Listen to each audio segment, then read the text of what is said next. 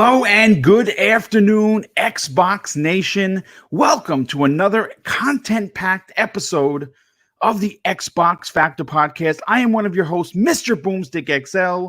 And if you didn't already know from the tweets I've been putting out like a complete madman, today's show is stuffed with hashtag facts, E3 2020 theories, and a ton of super exciting Xbox topics that should have everyone that listens to this show, both live and in the replay, pumped for gaming in 2020. Now, in order to bring all of this goodness to you, I need a weekly panel of high energy, Xbox passion, and someone that has the chops to do that. And we do have two people. Now, obviously, you see only Zemi Games here. That's because Welsh Gamer is running a little bit behind. We'll have him in here momentarily. So let's get into the first introduction. Now, obviously, Zemi Games is the newest addition to the only three-man Xbox show where nerves of steel are on display each and every week. Please welcome Zemi Games. Thank you so much, Boom. Super excited. Just reading these topics. I've been waiting all week to jump on here and to talk Xbox. So I'm super excited to be here. And thank you so much. Well, listen, it's going to be a great show, and I appreciate you being here each and every week. And we do appreciate your gaming prowess that you bring along with you. Now, as we wait for the tarty Welsh Gamer to get his ass in here, I kind of want to talk about something before, it's important to me. And it's important to someone that I see in the chat that I consider to be family. First of all, if you don't already know, Xbox Gamer Picks is an official sponsor of Double Barrel Gaming. And if you're looking for an opening like the one used on all of my shows, a YouTube channel banner, an original gamer avatar for Twitter, or an originally designed artwork of the highest quality, you cannot look any further than the graphic god. He is the owner of XboxGamerPicks.com. And I want to just say this publicly, Jay is a talent, unlike anything that is currently available on social media. But what sets him apart from the crowd is his understanding and good guy personality. His skills are undeniably fantastic. His work ethic is second to none. And I would highly recommend you reaching out to Jay either by email or by DM. Head over to XboxGamerPicks.com and tell him that Mr. Boomstick sent you, and I can guarantee you that you will be super excited to work with this man. He does great work, and once again, he is highly recommended by Double Barrel Gaming. So again, as we wait for the Welsh Gamer to get in here, we're going to get into the first topic because I don't know exactly what's happening, and maybe his computer shitted out on him or something, but he will be here, like I said, momentarily. Now, Zemi, look, we both know that being a content creator who both of us, including Welsh, we enjoy pushing positivity. I think this is something, at least for me personally, I started and built my channel on in very late 2017. And I have had the privy, unfortunately, to witness the dark side of the mainstream media. And there has been an obvious change in how the same big game sites covered and treated the Xbox brand in the last couple of years. Now, obviously, and I'm going to keep bringing this up, post December 12th, there was no denying that Phil Spencer and company stole the mind share that was Sony's for almost the entire generation. Now, well, something happened in the last few weeks, or at least the last week, that started with an article from WCCF Tech, and this story that they ran was for clicks. I'll say that now. I'm actually I enjoy reading a lot of the articles. I do pull a significant amount of information from that particular site, and was a bit disappointed and let down. And the article that I'm talking about was the Matt Booty interview. Obviously, Matt Booty is the head of Microsoft Studios, and it stated that in this particular article that the Xbox Series X would not have any exclusives for the first 1 to 2 years. Now, the exact same media that had no choice but to run positive articles about what Microsoft did during the Game Awards in 2019, simply because the Xbox brand is all that anyone wanted to hear or talk about, changed their tunes very quickly for clicks. And I'm talking about the bigger sites. I'm talking about the Kotakus. I'm talking about the Game Informers. I'm talking about the IGNs. These sites who, obviously I don't really read anything from them anymore, but you still, as a content creator, you must read as much as you can get your eyes on, to produce these shows properly. Now, and I'm going to say this.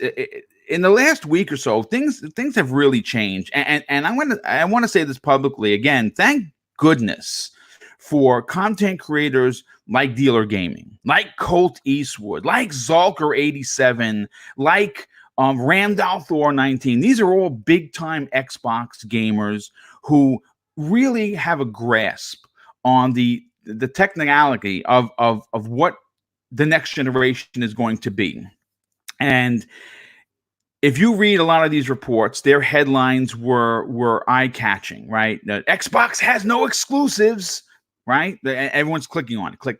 And I understand that this is the business now, of course, but let me just stop right there. First of all, Welsh Gamer, welcome, my friend.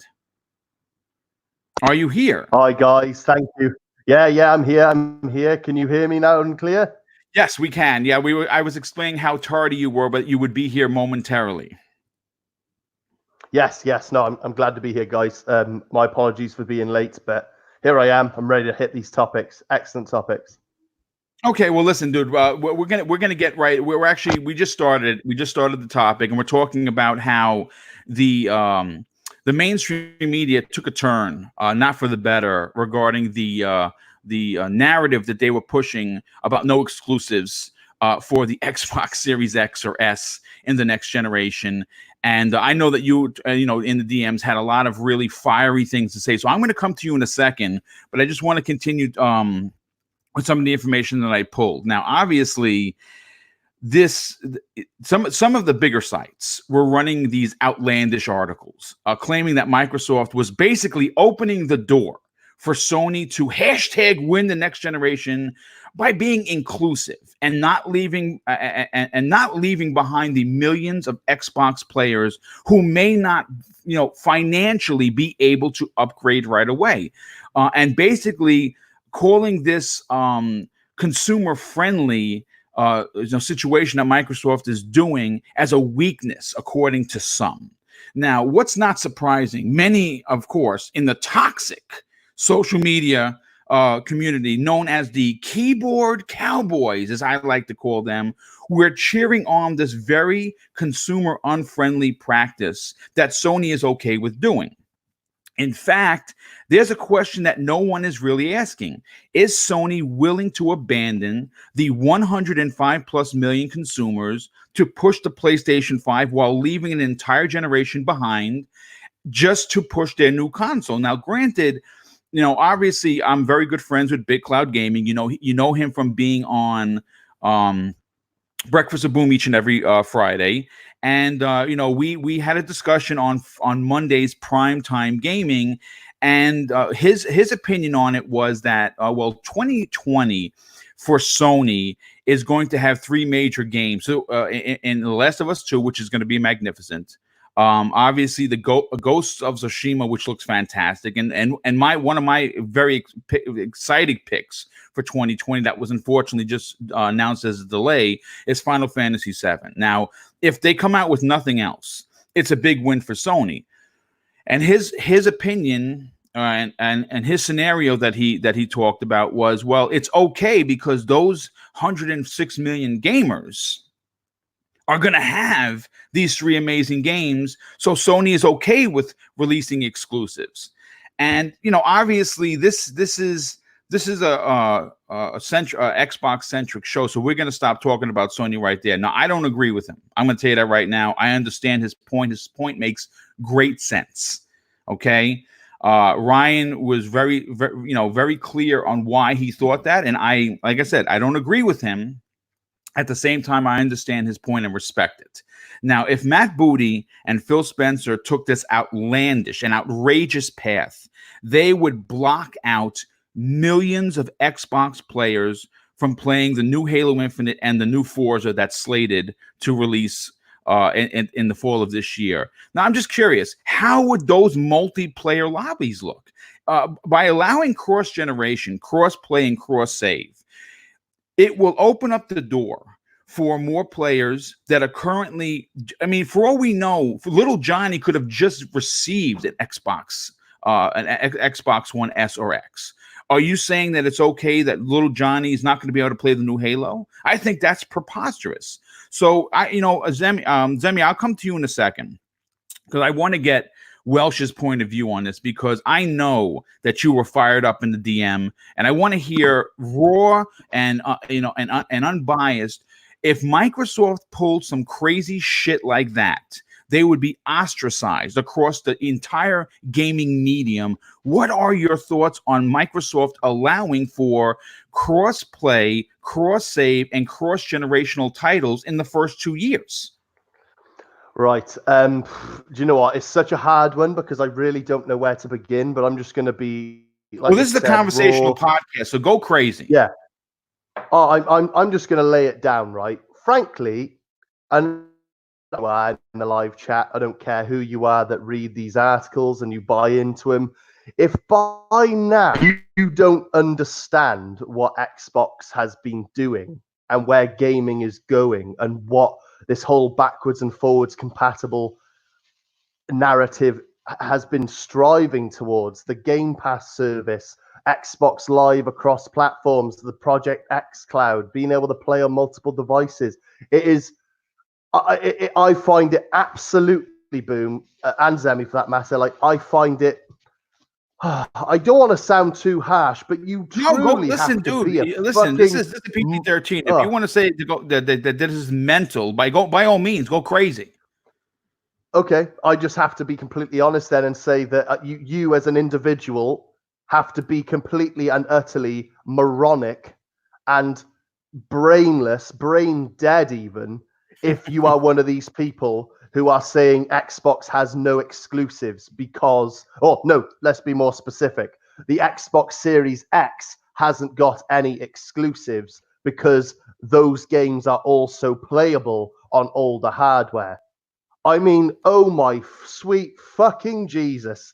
Like, honestly, like, oh man, these people, they're concerning, Boom. People like this, it's genuinely concerning because we have been talking about this on for years now on this very show. I know Dealer, people who follow Dealer, he's been spreading the word. Randall Thor, he's been talking about it. Like, and many, many more. I'm just naming a couple of big YouTubers that people might have heard of, but God knows 99% of people with half a brain cell have been paying attention knows that the Xbox Game Studios, the Xbox umbrella, the Xbox platform, that is where the exclusives live. It's not a static box anymore where you buy a box, you have to buy all your games for that box. Christ, when I get my Series X, as well as Halo Infinite, Forza Motorsport 8 and Ninja Theory's new game, Bleeding Edge, and Hellblade 2 and what have you, Fable 4, as well as those brand new games which are going to be utilizing the full extent of the Series X's power, I'm also going to be able to access the library I already own at no extra charge. And God knows, as time progresses, they'll probably do enhancements and patches to bring a lot of those games up to snuff, like Gears 5, first ones. That'll probably have a Series X patch, like Gears 4 did for the Xbox One X. Yeah, I think, yeah. I even saw someone in the live, honestly. Oh, go on, Boom. Sorry, man. No. I was going to say that I agree with you. I think the fact that we even have to talk about this is preposterous. The fact that let's understand something. No, let's understand something. First of all, we're small podcasters, right? I think that the podcast community, in my opinion, and not because I'm a part of it, because I watch a lot of podcasts, a lot of shows that, on a weekly basis, just like everybody here in the chat. And I think that we are the future. We're the future because we have a voice now, thanks to YouTube and thanks to Twitch and thanks to Mixer and other forms of social media, that we can get our opinion out there, that we're not under the thumbnail of the IGNs and the Kotakus and the GameSpots who have a clear agenda. And I have to be honest with you, for someone who has written professional articles for like the Ironlords Ironlords.net, I've written there. I've had my own blog for years. I write my own material for each and every show that I produce. To actually think that there are sites that have millions of subscribers, millions of foot traffic through clicks, and have been around for years, to run stories with a narrative that are just so barbarically stupid. And like I said, I understand that it is a business. Yes, I get it, folks. I absolutely get that it is a business. But at the same time, where is the honesty? Where is the integrity? Where is the respect for their readers? That's what I want to know, Welsh. Literally, Boom, right? In any other profession in the world, this would not be acceptable. Hello, thank you. Literally, right? If you took your car to a mechanic and you were like, oh, I'm having some engine trouble, and the mechanic said, oh, it's fine, just try going around the block a few times, I'm sure it'll fix itself. When there's a critical failure in the engine or the brakes aren't working, he's basically sending you on your deathbed, that guy would be held accountable. If you were a vegan or a vegetarian and you went into a burger place and you said, oh, can I have a cheeseburger, please, but with the veggie burger, not the meat burger, because of X, Y, and Z, and they give you a meat burger and they're like, oh, it's fine, it's veggie, it's fine. Like, buy the new veggie burger. Really, they're selling you meat. Like, those people would get sued, jailed, God knows what else. Probably shit analogies, but the point of the matter is, I'm just saying that in any profession where you're held accountable, you've got to preach fact. You've got to be specific. You've got to be able to harken back to, like, the paperwork and the sources, and be able to, like, strictly say, like, no, this is X, Y, and Z, and this is not happening in the gaming media. It's ridiculous. Like, how are we still allowing these outlets to take us for fools? Like, they're running with the most ridiculous narratives. And I was just about to say, before you took the mic a moment, Boom, everything I was saying, honestly, shame on the IGNs of the world. I know IGN aren't the only ones, but to spread such misinformation when really, I mean, this is just assumption now. If we can assume right now the Xbox Series X, as we know, is going to be backwards, forwards compatible with all your games, right to the 360 and original Xbox, all that backwards compatibility content,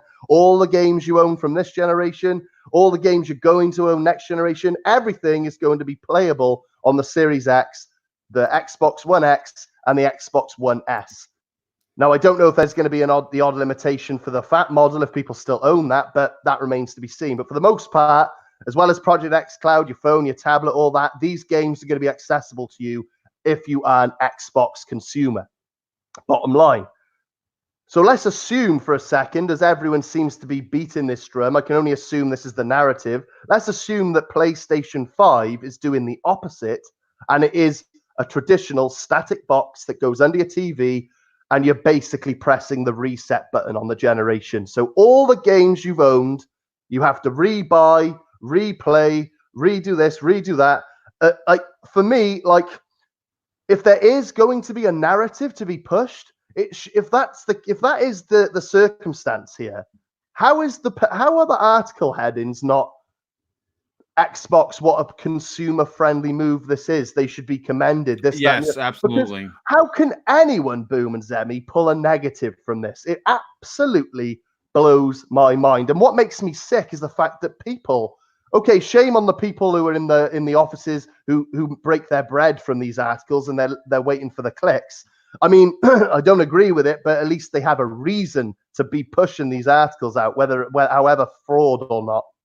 But The people on the ground level, like me and you, Boom, that are also spouting this shit. I haven't seen any myself, but I can only imagine there's a bloody queue of ponies on Twitter as we speak, tagging Xbox people saying, haha, Xbox has no exclusives next Yes, gen. it's been running rampant, to say the least. And those people, I'm going to, this is a word I don't like to use very often, but I'm going to use it. Those people are, for lack of any better term, completely and utterly retarded. They have to be the most idiotic and moronic people ever. And frankly, I saw someone in the live chat a moment ago. I had to close down my live chat, though, because I think it was making me bot a bit. But but there was a guy in the live chat who said, I don't know what the big issue is. Obviously, he's damage controlling for Sony now. No offense to the guy. Pardon me.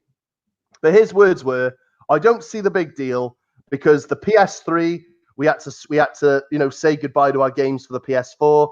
And for the Xbox One, we had to say goodbye to our games for the 360, at least for a while anyway, before backwards compatibility was in. But I get his point. That individual, I'm not knocking you. I understand your point. But we live in a far different technological era than way back then. Mm-hmm. We're at a place now where it is possible, listen now, it is possible for you to stay with your 1S and 1X if you've just got them, or if you're on a budget and you don't want to jump into the new gen immediately, or you can go into the next generation day one, no problem, however you want to play it, but your games go with you. Now, are you, as an individual, whoever you are, anyone listening, if that statement, applies to you, are you honestly going to look me in the eyes and tell me that that's a bad thing?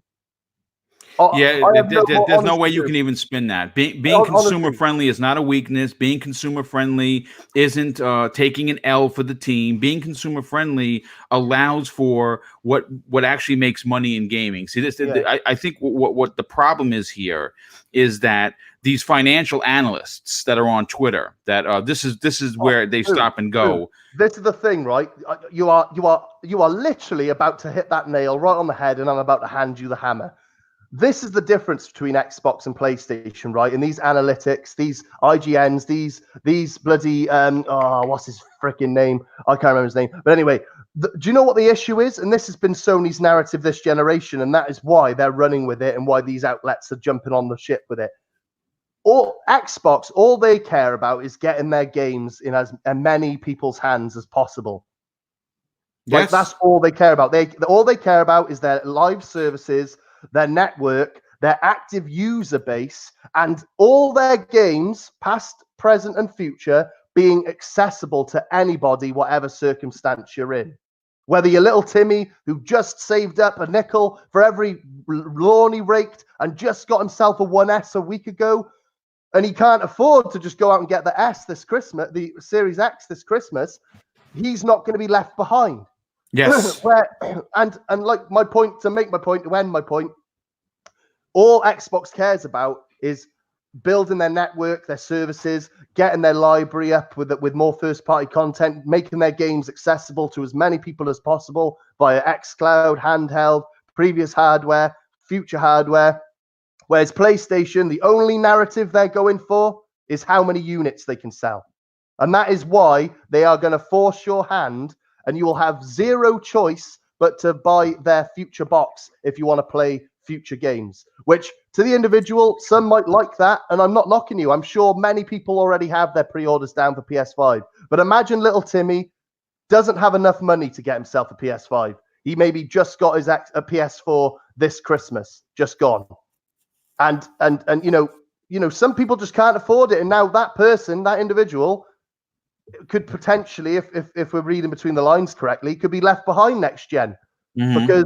because of this somewhat, let's call it what it is, anti-consumer move, which Xbox seems to be getting the flack anyway. It blows my mind, Boom. But yeah, take it away. The analytics you were saying, I just wanted to throw that hammer your way. You hit that nail, dude. No, it's not a problem. I mean, first of all, we have to understand that these roadside scholars that understand financials for Sony are going to stay on the roadside. Trust me, they will not be managing anyone's money, because if they were, they would ruin families. So never trust a roadside scholar who claims to be this huge analyst for Sony, and that console sales matter. Console sales matter as a number to show your investors, and that is fucking it. Let's call a spade here, folks. Okay, the bottom line is yes, Sony sold 106 million, but guess what? Boom accounted for 5 of those, because I bought 5. I bought several PlayStation Vanillas and a few PlayStation 4 Pros. So I'm good for 5. My brother is good for 4. Okay, so let's understand what is actually happening here. But before I lose them, and Zemi, I want to come to you in a second.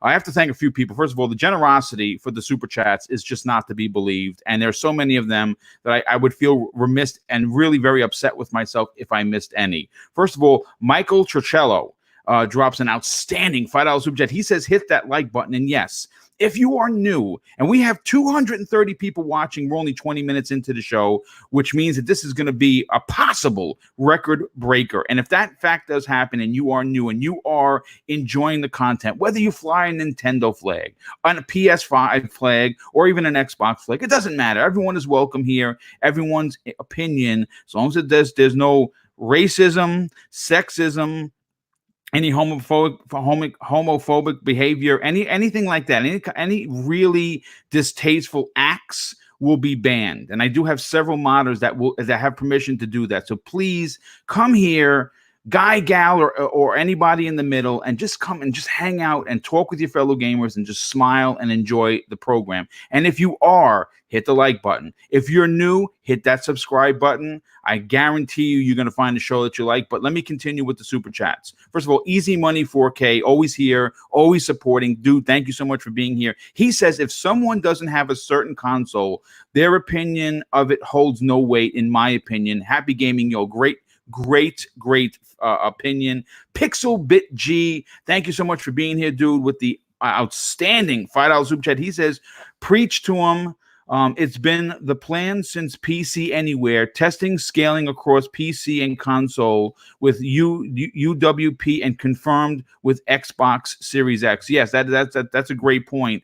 The x86 architecture is going to make it so much easier for them to scale from high to low. And anyone that tells you otherwise, they're just a fool. They do not scale for the lowest common denominator. They scale for the highest and work their way down. And Dealer has talked about this. Colt has talked about this. Digital Foundry has talked about this. And then Pixelbit G drops an additional outstanding and very generous $10 super chat. And he says, while there is potential to have a compromised vision for old SKUs, we think that 343 spent millions, which by the way, 500 million to build a new game engine, and it's not built to get the best out of the S, X, and Series X. It's just crazy talk. Yes, it is. And Boogie Down Productions with the $2 super chat. Thank you for your generosity. Says professional journalism is extinct. Hashtag fake news. Yes, very well said. But Zemi, look, here's the thing. Microsoft has been playing a long game. Now, we've talked about this on this program before you were a part of it. Now that you are a part of it on a weekly basis, I think the show has certainly stepped up its game with bringing you in. And we have talked about this almost to the point of nauseum. Microsoft and Phil Spencer are doing what good business people do, right? They look past the tip of their nose and they say, okay, what we're doing now is working, but what we need to do in the future needs to be better. And Phil Spencer has admitted that they need to do better. And how are they doing this? Well, they're looking at software sales, right? They're looking at having Xbox Game Pass on everything you could possibly carry in your pocket, and then on your TV and on your consoles. They're talking about Project xCloud, allowing you to take that Xbox home console experience with you on the go without actually spending millions and millions on an actual handheld, right? They're doing all these future-proofing things, and all of these services, Xbox Live, Xbox Game Pass, are making money for the company hand over fist. And with that comes more investment in first party studio games and new acquisitions that are going to apparently be coming this year. When you hear that Microsoft has decided, and this is what's funny, this was talked about years ago. Phil Spencer said, we are going to not leave anyone behind. And if you buy an Xbox S or Xbox One S or X, you can be confident in your purchase. Telling those consumers that, hey, listen, don't worry. The games that we're going to make for the first couple of years are going to be cross-generational titles. That is a win-win, in my opinion. How do you think that, and why do you think that these different, media entities are running this very stupid narrative that the Xbox Series X has no true exclusives? Well, I mean, I guess to start off, I don't think that these big media sites are necessarily lying. They're very misleading, because if you say that the Xbox Series X has no exclusives, that's not a lie. I mean, that is true. I mean, because, the games that are going to be coming out are not solely for the Xbox Series X, right? But it's also misleading because it almost sounds like there's really no reason to buy an Xbox Series X, and there's plenty of reasons to buy it. And it also sounds like, Xbox isn't going to be pumping out any exclusives. That's what it kind of sounds like. And so I wouldn't say that these big media companies are lying. I would say that they're extremely, extremely unprofessional and very misleading, and they're trying to make the water a little bit murky. And of course, they're just doing this because they want clicks. There's more people out there, I would say, that support Sony than Xbox, and they're going to go with what is the popular standing, what's the popular opinion, and that's what's going to make them money, and that's exactly what they're doing. But I don't think they're lying. They're just being very misleading. But of course, we're going to see exclusives for, the Xbox Series X, as well as, all the previous, Xbox consoles in the Xbox One family, with Halo Infinite, Forza, possibly, Fable 4. Hopefully, we'll get to talk about that before the show ends. Yeah, no, we're definitely getting to the Fable 4 topic. And several other games, of course, we're going to see. And that is 100% consumer friendly. But with you guys, we're, kind of saying, and there is, the talk around that what PlayStation is doing isn't consumer friendly. And I wouldn't necessarily jump on that. And the reason I say that is because Xbox is changing the rules. They're changing the rules of the industry. What has, been the industry standard before isn't that way for Xbox. And just because PlayStation is sticking with the industry standard, what they've done, these last 3 console generations, I don't think, makes them committing a huge sin towards gamers. I don't think that makes it extremely, anti-consumer. I think that what they're just doing is staying safe with what they know. Xbox has multiple avenues of revenue. PlayStation doesn't really. PlayStation heavily relies on those console sales, because those console sales means people are going to buy games on their platform, and that is what is going to make them money. Whereas Xbox doesn't have to really worry about that. They have xCloud, they have Game Pass, they have the technology that's going to allow them to support the previous generation as well as this new generation, and all of that is going to make them money. So I don't necessarily see how Xbox changing the rules and becoming definitely highly consumer friendly makes Sony not consumer friendly. But as far as the whole narrative goes, as far as what Xbox is doing is terrible and all this different stuff, and it's meaningless to buy a Series X because like they're going to be supporting older platforms. I just think it's absurd. It's definitely stupid. Would it be safe to assume, without putting words into your mouth, that it is a bit reckless or considered reckless journalism to suggest? I mean, listen, you said something that I just want to touch on, and I'm going to give you the microphone right back. Yeah, here's the thing. You said Microsoft is changing the rules, right? They are doing something unprecedented, unseen, never before done by any of the big 3, and they are saying, yes, a new console is coming. Yes, it's going to be the most powerful. It's going to be the fastest. It's going to be the best of the best. But at the same time, they're saying, listen, all the 50 plus million console owners of the the fatback, the S and the X. Don't worry, you don't have to upgrade right away. We haven't forgotten you. Now, all of that in itself, in just my opinion, and this is not from a fanboy's point of view. This is from an importance point of view for the industry. Instead of running articles for that Xbox Series X has no true exclusives, that exact title should be Xbox changing the game and is the most consumer friendly move in the history of gaming. See, those are the articles that are not being written.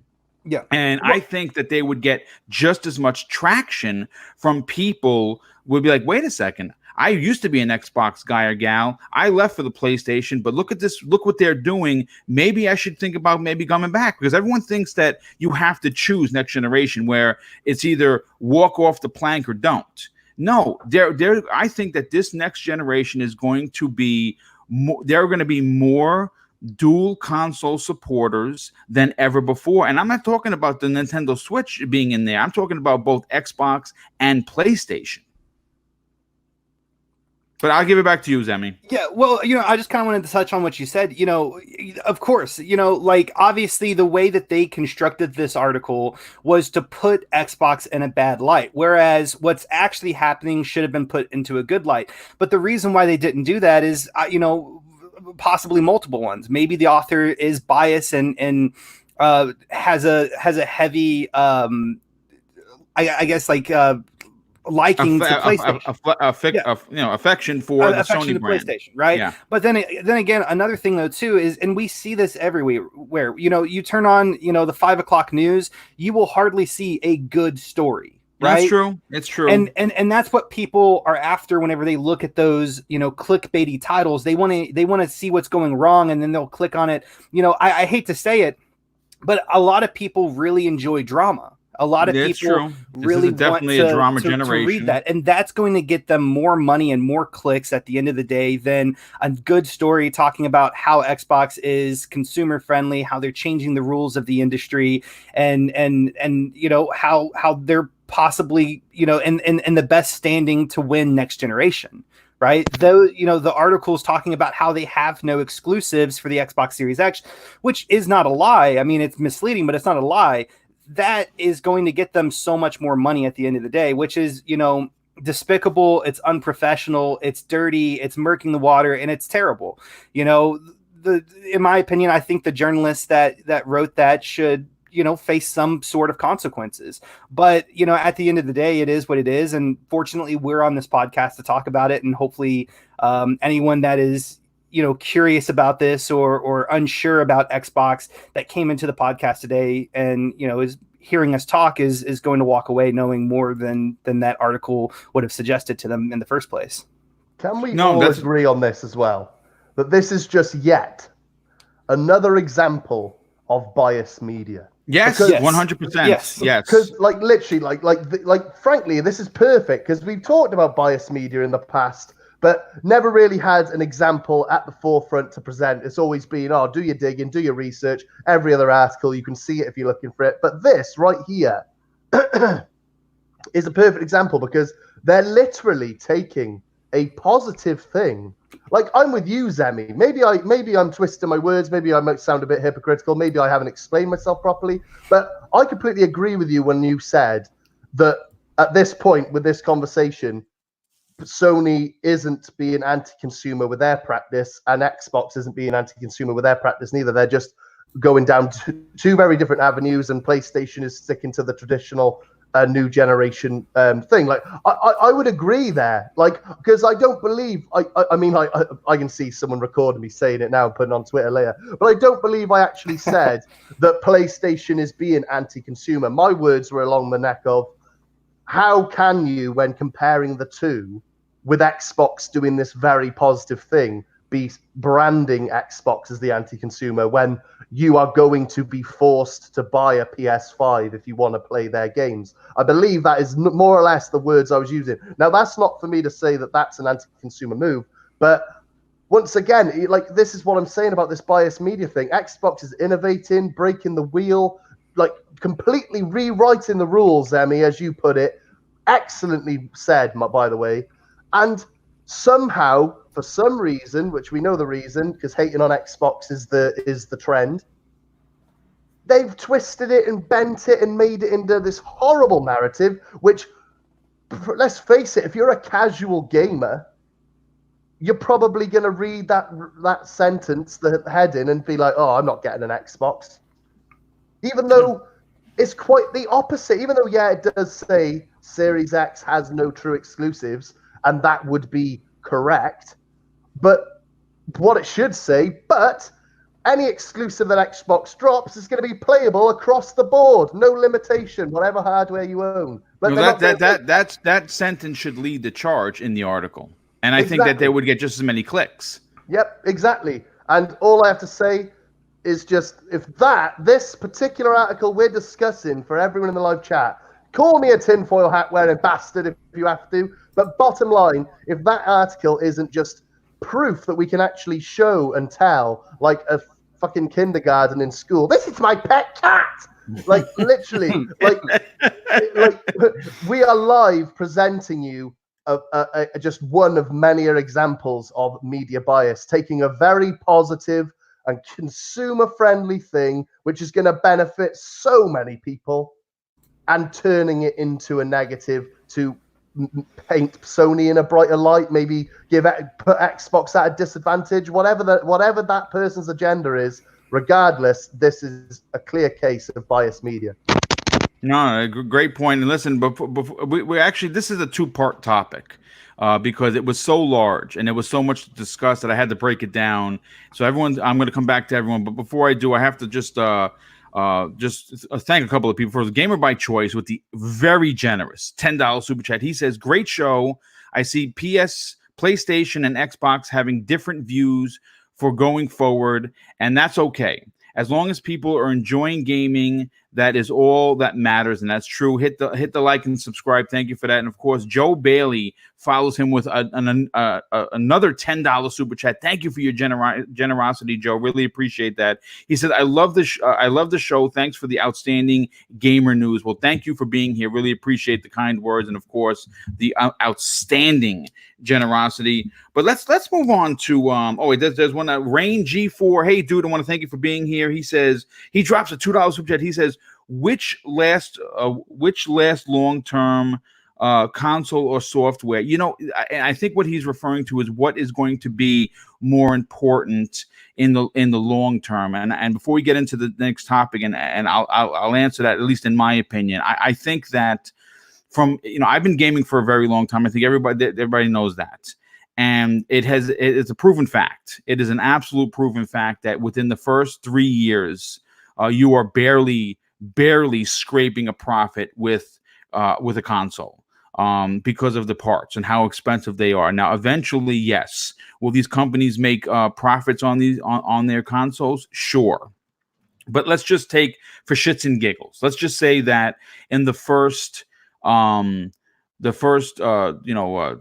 years, first 36 months of both the Xbox Series X and the PlayStation 5, right? Let's take 36 months.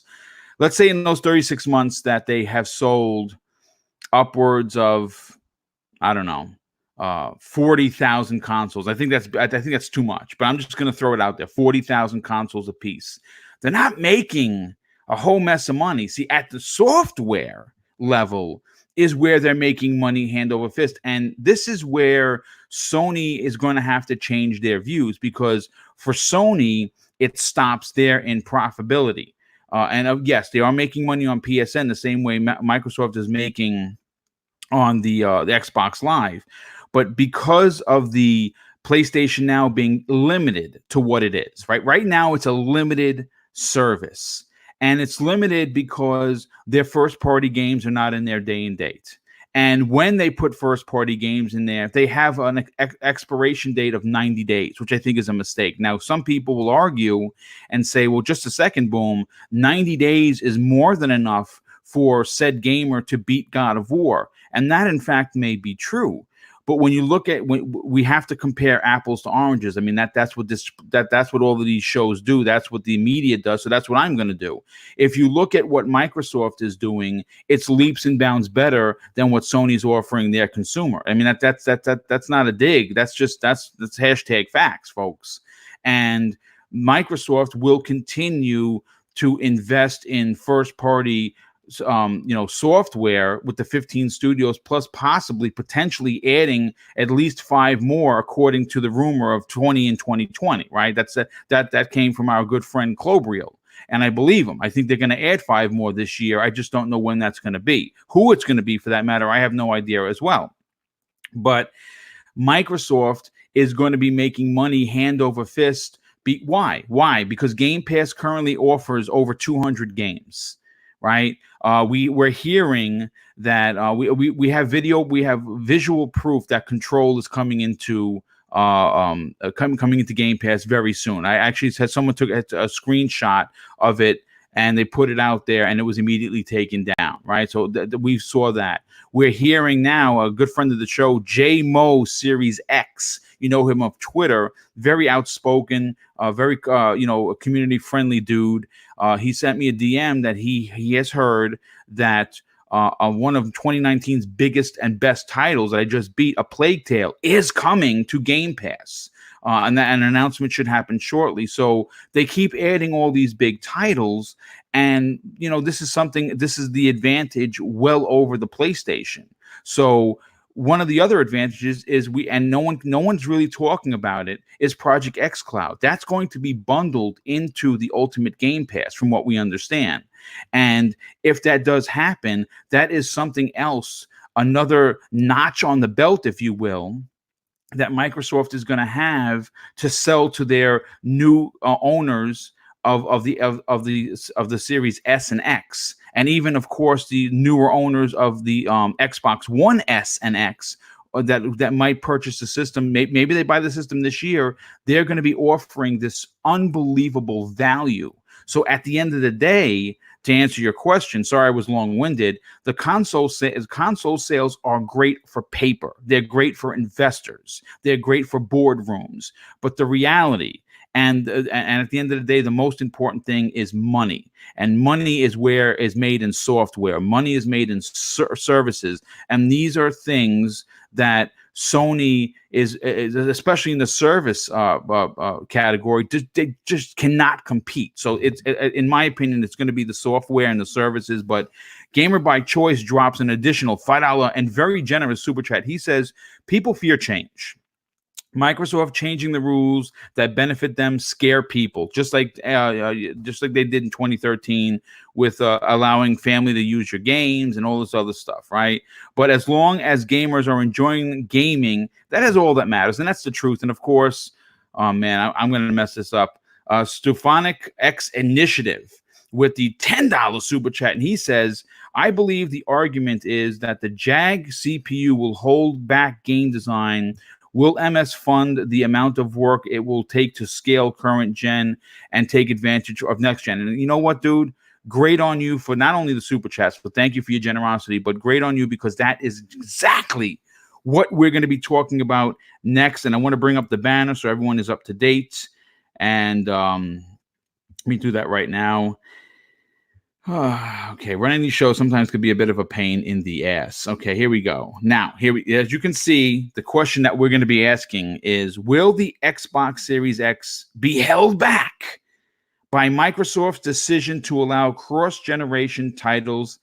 The answer is absolutely not. Now, look, I'm going to say this, guys. On top of this ridiculous and outlandish ideology of needing exclusives to move new hardware, there are others in the industry that are claiming, or fear mongering, as I like to call it, that new software development will be held back and developers will not be able to push new games to the best of their potential. This is, and you can take it to the bank, ludicrous at best. Now, in a story pulled from Windows Central, written by a good friend of the show, Jez Corden, the question he asks is this: will the Xbox Series X games be held back by previous Xbox hardware? And here's his answer directly in the article: nope, nope, nope, and nope again. He goes on to say that the Xbox Series X will launch with the same development environment as the Xbox One S and Xbox One X, dubbed ERA. Now, developers can use the Xbox's APIs to scale their games to meet the hardware of each Xbox SKU, or SKU for short, far more easier than they could in previous generations. And that is, once again, folks, that's a proven fact. Now, many games achieved, obviously, superior visuals on the Xbox One and PS4, despite being cross-generation titles. And they talk about Assassin's Creed Black Flag, Battlefield 4, and Grand Theft Auto 5 saw huge graphical improvements. Were they less enjoyable? Were they less graphically impressive? Certainly not. So anyone running this narrative is ridiculous. And again, I have to harken back to a good friend of mine, Dealer Gaming and RDX. And like I said, you tune into this channel because you get excitement, you get fun, and you get lots of stories that other sites and other content creators aren't talking about. That's where I stake my claim. Now, if you're a fan of Dealer like I am, I'm subscribed and I have the bell notified, because when he gets into the technical aspects of the gaming that I normally go a little bit over my head, because I just want to sit in front of my TV and play. And I'll be the first one to admit that. I go to Dealer, I go to Colt, I go to people like Zolkron, I go to D-Batch. And this is why RDX is so popular and so well produced weekly, because they have these people on there that really know their tech shit. And that's who I go to. And I hope that's who a lot of people in this chat go to. And I'm sure that you do. And he has talked about it on RDX. And I'm going to talk about it right now. Now, the x86 architecture will allow for scaling. That's confirmed, from the highest graphical fidelity on the Series X to the lowest common denominator being the Xbox One S. Now, I don't have the fatback in there because, as we know, the original OG Xbox One was taken out of full production in 2016. Now, if you still have that, I'm going to say that you probably should upgrade if you're a fan of Xbox. Now, if you can't afford to upgrade, then I understand your point of why you're kind of hanging on. But there are so many good deals currently on the S and the X that it's almost, if you just saved up collecting cans, I think that somehow or another you'd be able to figure it out. But with that said, I now have to go to the, and I'm posing this question to, of course, the panel, which is here to break down, what we're talking about. And of course, I'm going to pose the same question to the chat, and I'm interested to hear what you have to say. Now, Welsh, before I get to you, I have to thank Aaron Summers for the outstanding $2 super chat. He says, "One word ends this nonsense. Thank you. X86, hit the like." Yes, X86 is that. And of course, our good friend, actually a very good friend of mine that I talk to on a regular basis on the phone, not just through DMs, Enrique from the Basement Radio Arcade podcast, drops an outstanding and very generous $10 super chat. He says, "Boom, we had a former game developer on BRAP confirm that weaker hardware does hold back development design choices on new hardware. People are, I think he meant to be conflating visuals with game design." Well, you know what? Here's the thing, Enrique, and this is what I'll say to you about this. It has also been confirmed that third-party development does not require, Microsoft does not require third-party development to put said game on older hardware. So if X developer third-party says we're making a game and it's going to be to take advantage of the Series X and S, they can do that with no repercussions from Microsoft. Microsoft's first party, Microsoft's second party will be able to take full advantage of the scaling and probably will not have any problems of hardware being held back, simply because if you look at how these consoles are being made, they're being like PCs. And Zemi, obviously, you know the difference between a 1070 and a 2080, right? So obviously, one is not going to hold back said game from you enjoying it or playing it. Sure, there's going to be some things missing. Maybe ray tracing isn't on one and not the other. Maybe the highest graphical fidelity will be on the 2080 and not the 1070. I get that. I understand that. I don't think it's going to be a problem. I think that what they're doing is very consumer friendly. But let's get back into this. And I'm gonna go to Zemi. Zemi, I'll go to you first on this one. I'll come back to Welsh. Now, I'm interested to know what your thoughts on the notion that supporting the previous generation is somehow going to stifle developers from making great titles or taking full advantage of the new hardware. What are your thoughts on Microsoft not leaving new owners of the Xbox One S and X behind to move to the new hardware? You know, I ultimately we kind of already covered, like, I guess that last question in the background. Like, it's obviously it's extremely consumer friendly. It's a smart choice. It's giving gamers who are unfortunate, are not fortunate enough to have all that extra money, that can't go and buy a next gen console. They can still play the newest, latest games, and for that, it's fantastic, right? But as far as will this stifle the development of, next generation games, I think a lot of that just depends on the time that Xbox gives to their developers. If they don't give them enough time, then yes, it will stifle that. Because, whenever you're developing for multiple different consoles, different hardware in each bit, I mean, it's going to take more time. And the more time you're spending, your programmers are spending on that, is the less time they are possibly spending on, certain game features, missions, gameplay elements of the game. And so, you might see potentially, if Xbox does crack down on its developers with their development cycle, if they don't give them enough time, you might see a lot of these games maybe not being as good as what the developer first imagined them being. But I don't think that that's going to be the case, because I think Xbox has enough first-party developers and they've learned the mistakes of the past. I don't think that they really want to repeat them. So I think that they are going to give their developers as much time as each of them need, so long as it's a reasonable time frame to develop these games and to make sure that they are of the quality that they need to be.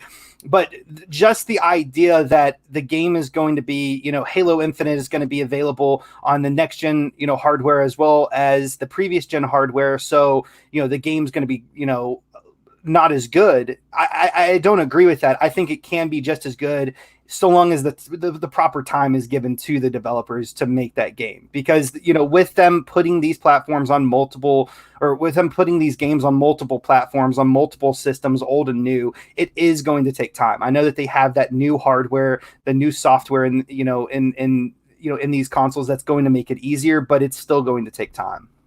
No, I agree. I agree that the time factor is going to be big. And I think that Microsoft has learned from the past.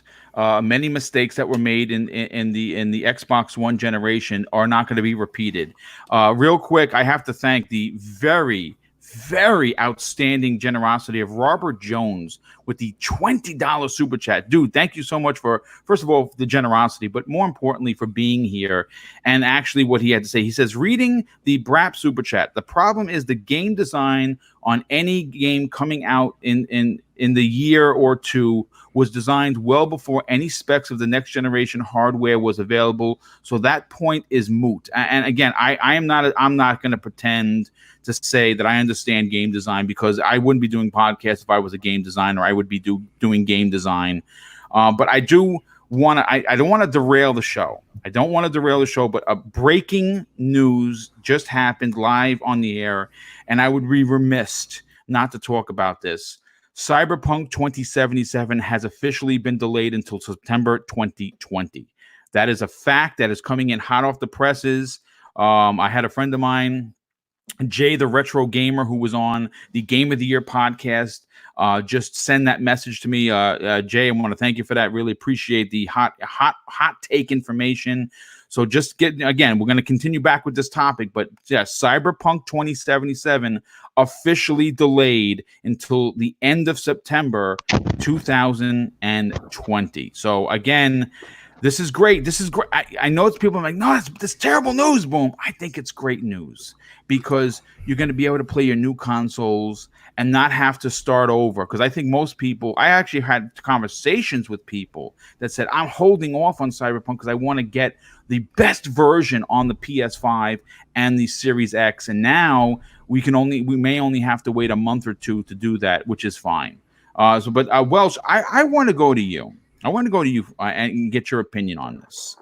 Obviously, the running narrative is that because of Microsoft's choice to incorporate the older consoles that are still viable to them in regards to software sales and, of course, subscriptions to Xbox Game Pass, which at the end of the day, we talked about a few minutes ago, is in fact the money maker of the of the industry, per console maker. What is your opinion on these? Again, this is just this is a theory, folks, that some developers are not going to take full advantage of what the Series X and S can do simply because they have to make a game, and they don't have to. They'll be making games to accommodate an audience that may not have upgraded. Right. Reading verbatim, will the Xbox Series X be held back by Microsoft's decision to allow cross-generation titles? Ah, man, is it hot in here? Shit. Literally, right? I feel like Neo on The Matrix. Like, whoa, deja vu, man. I just saw two black cats. It's a glitch in the Matrix, god damn it. Honestly, I literally feel like this is deja vu. I feel like I've been in this position already. And this is why, and I'll explain why. Literally, if people would just like turn their caps around and look in the past a little bit, we had this exact conversation with the Xbox One X back when it was called Project Scorpio or whatever it was. I can't even remember now. It was that long ago. Where these same concerns were raised, and it got so out of control that Mikey Barra and one of the other dudes that was in the trailer for the Xbox One X console when they revealed it had to actually say, like holding hands. They literally had to say, and I quote now, along the lines of, "It is easier to downscale than it is to upscale or patch." So basically, for long story short, that whole interview, and this is going back to what, 2017, when the X came out, and these same exact concerns were raised. Oh, will Xbox One S games be holding back the X version, and this, that, and the other? Will the PlayStation 4 Pro hold back the Xbox One X? Like, we can say at face value that those things never happened, but let's just entertain this nonsense for another moment longer. This is going back to 2017 now, when Mikey Barra and this other individual had to completely just squash this narrative and literally say it is easier to downscale than it is to upscale. All games for the Xbox platform will be developed for the superior hardware, and then it'll downscale to match the lesser hardware. Now, I'm not a tech guru by any stretch of the imagination. I've never pretended to be.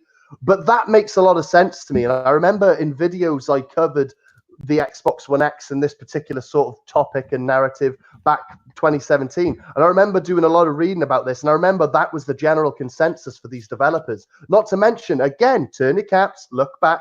What did Phil Spencer say way back when this was the narrative for the Xbox One X? His words were, "Our first-party studios will utilize the hardware. As for third-party studios, so just for layman's and all that shit, that's your Call of Duties, that's your Maddens, your FIFAs, your whatever, literally any game that isn't directly attached to one or other company.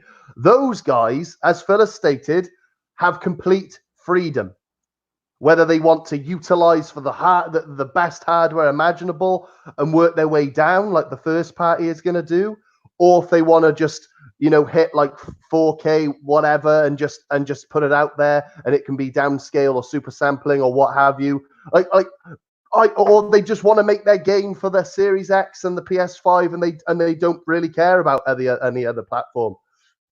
However they want to do it is literally that's down to those developers. But still, I can't even see that being a problem, because let's be honest, since the Xbox One X came out, can either of you actually name one game that was only on the Xbox One X and wasn't available or playable on the One S or No, the only one that comes to mind is Shadow of Mordor, where they had the Nemesis system removed from the PS3 and the 360, as opposed to the Xbox One and PS4 because of the technical limitations. But in the Yeah, new generation, no. But that also brings up my next point, which you kind of segued into it for me. The difference is, though, Boom, that example you just gave, because I was on about current gen. Like, can you think of one game on the One X that is not playable on the S right now? No. And I know exactly there isn't. And the example you did give me was a legitimately separate generation.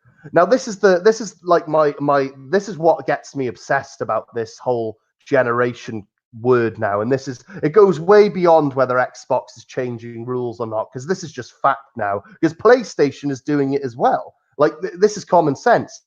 But the word generation shouldn't really exist anymore. Like, in this exact question, it has, will Xbox Series X be holding back Microsoft because of its decision to allow cross generation? Like, I think, frankly, the PS4 Pro and the Xbox One X kind of proved that generations aren't a thing anymore. So, like, because we're just having upgrades every few years. Like, I know now, when the Series X and the PS5 come out, within about 3 or 4 years after that, there'll be another upgrade. And then it'll be the PS5 Pro and the Xbox Series XL or XS or something. I don't know.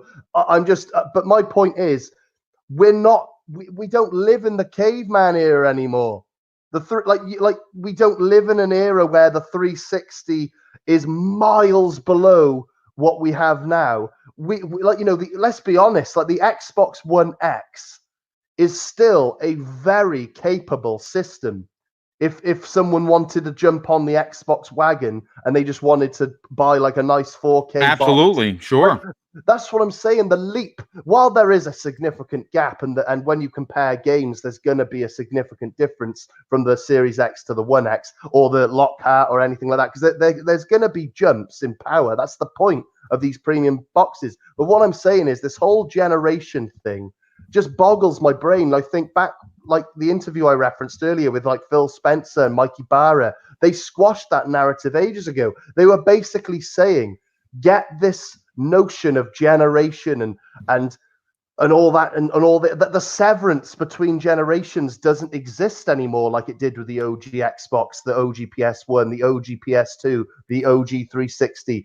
Since the Xbox One Fat and the PS4 original, since those two consoles to the day we are in now, to me breathing, talking to you guys right now, how we look at a generation of console, or should I say how we used to look at a generation of console, is a myth now. It is ancient history.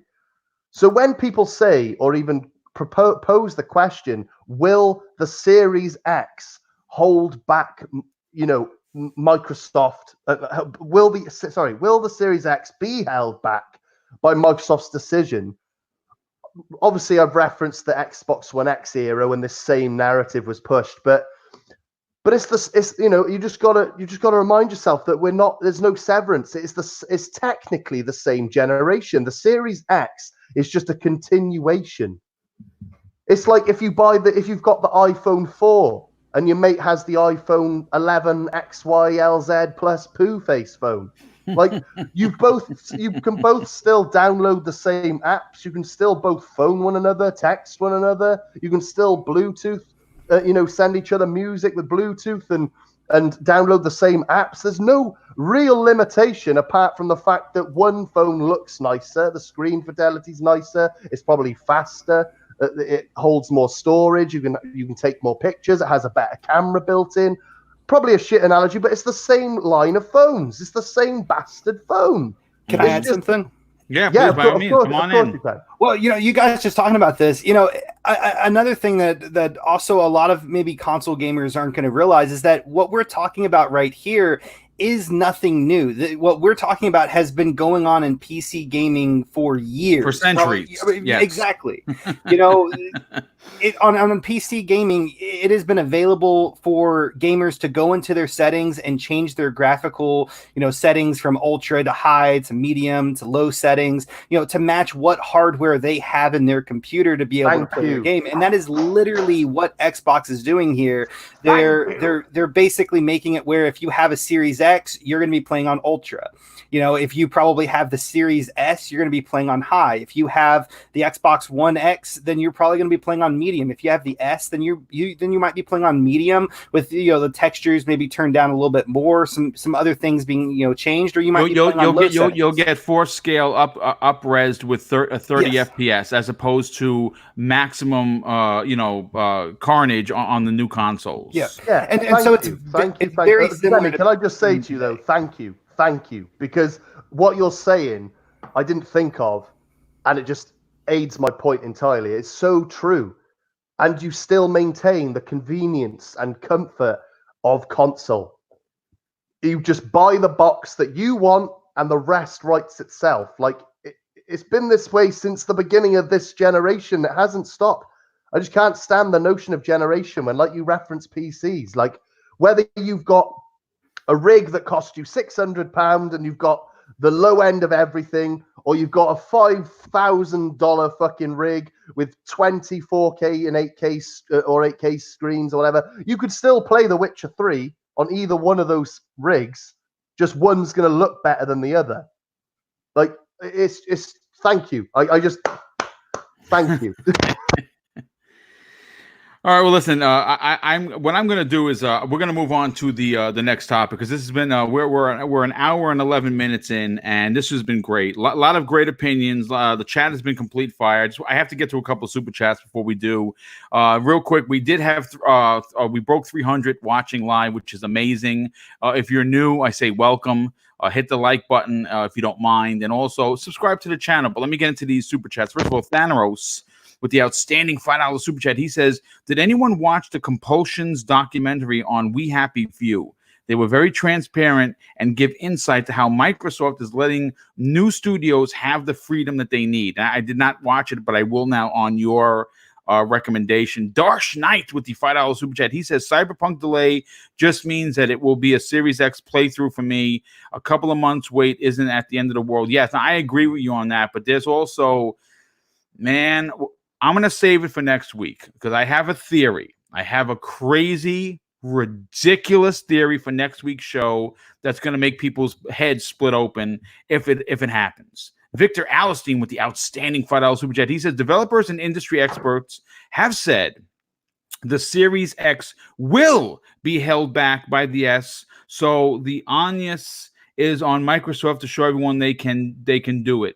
And listen, again, I hearken back to the recent Digital Foundry where they were going. They were having a conversation. They brought up a lot of great points, and they were going back and forth. One agreed, the other didn't, on whether or not, in fact, it is going to be held back. Again, you can make your own opinion. I don't think it's going to. A perfect example of that is Red Dead Redemption 2.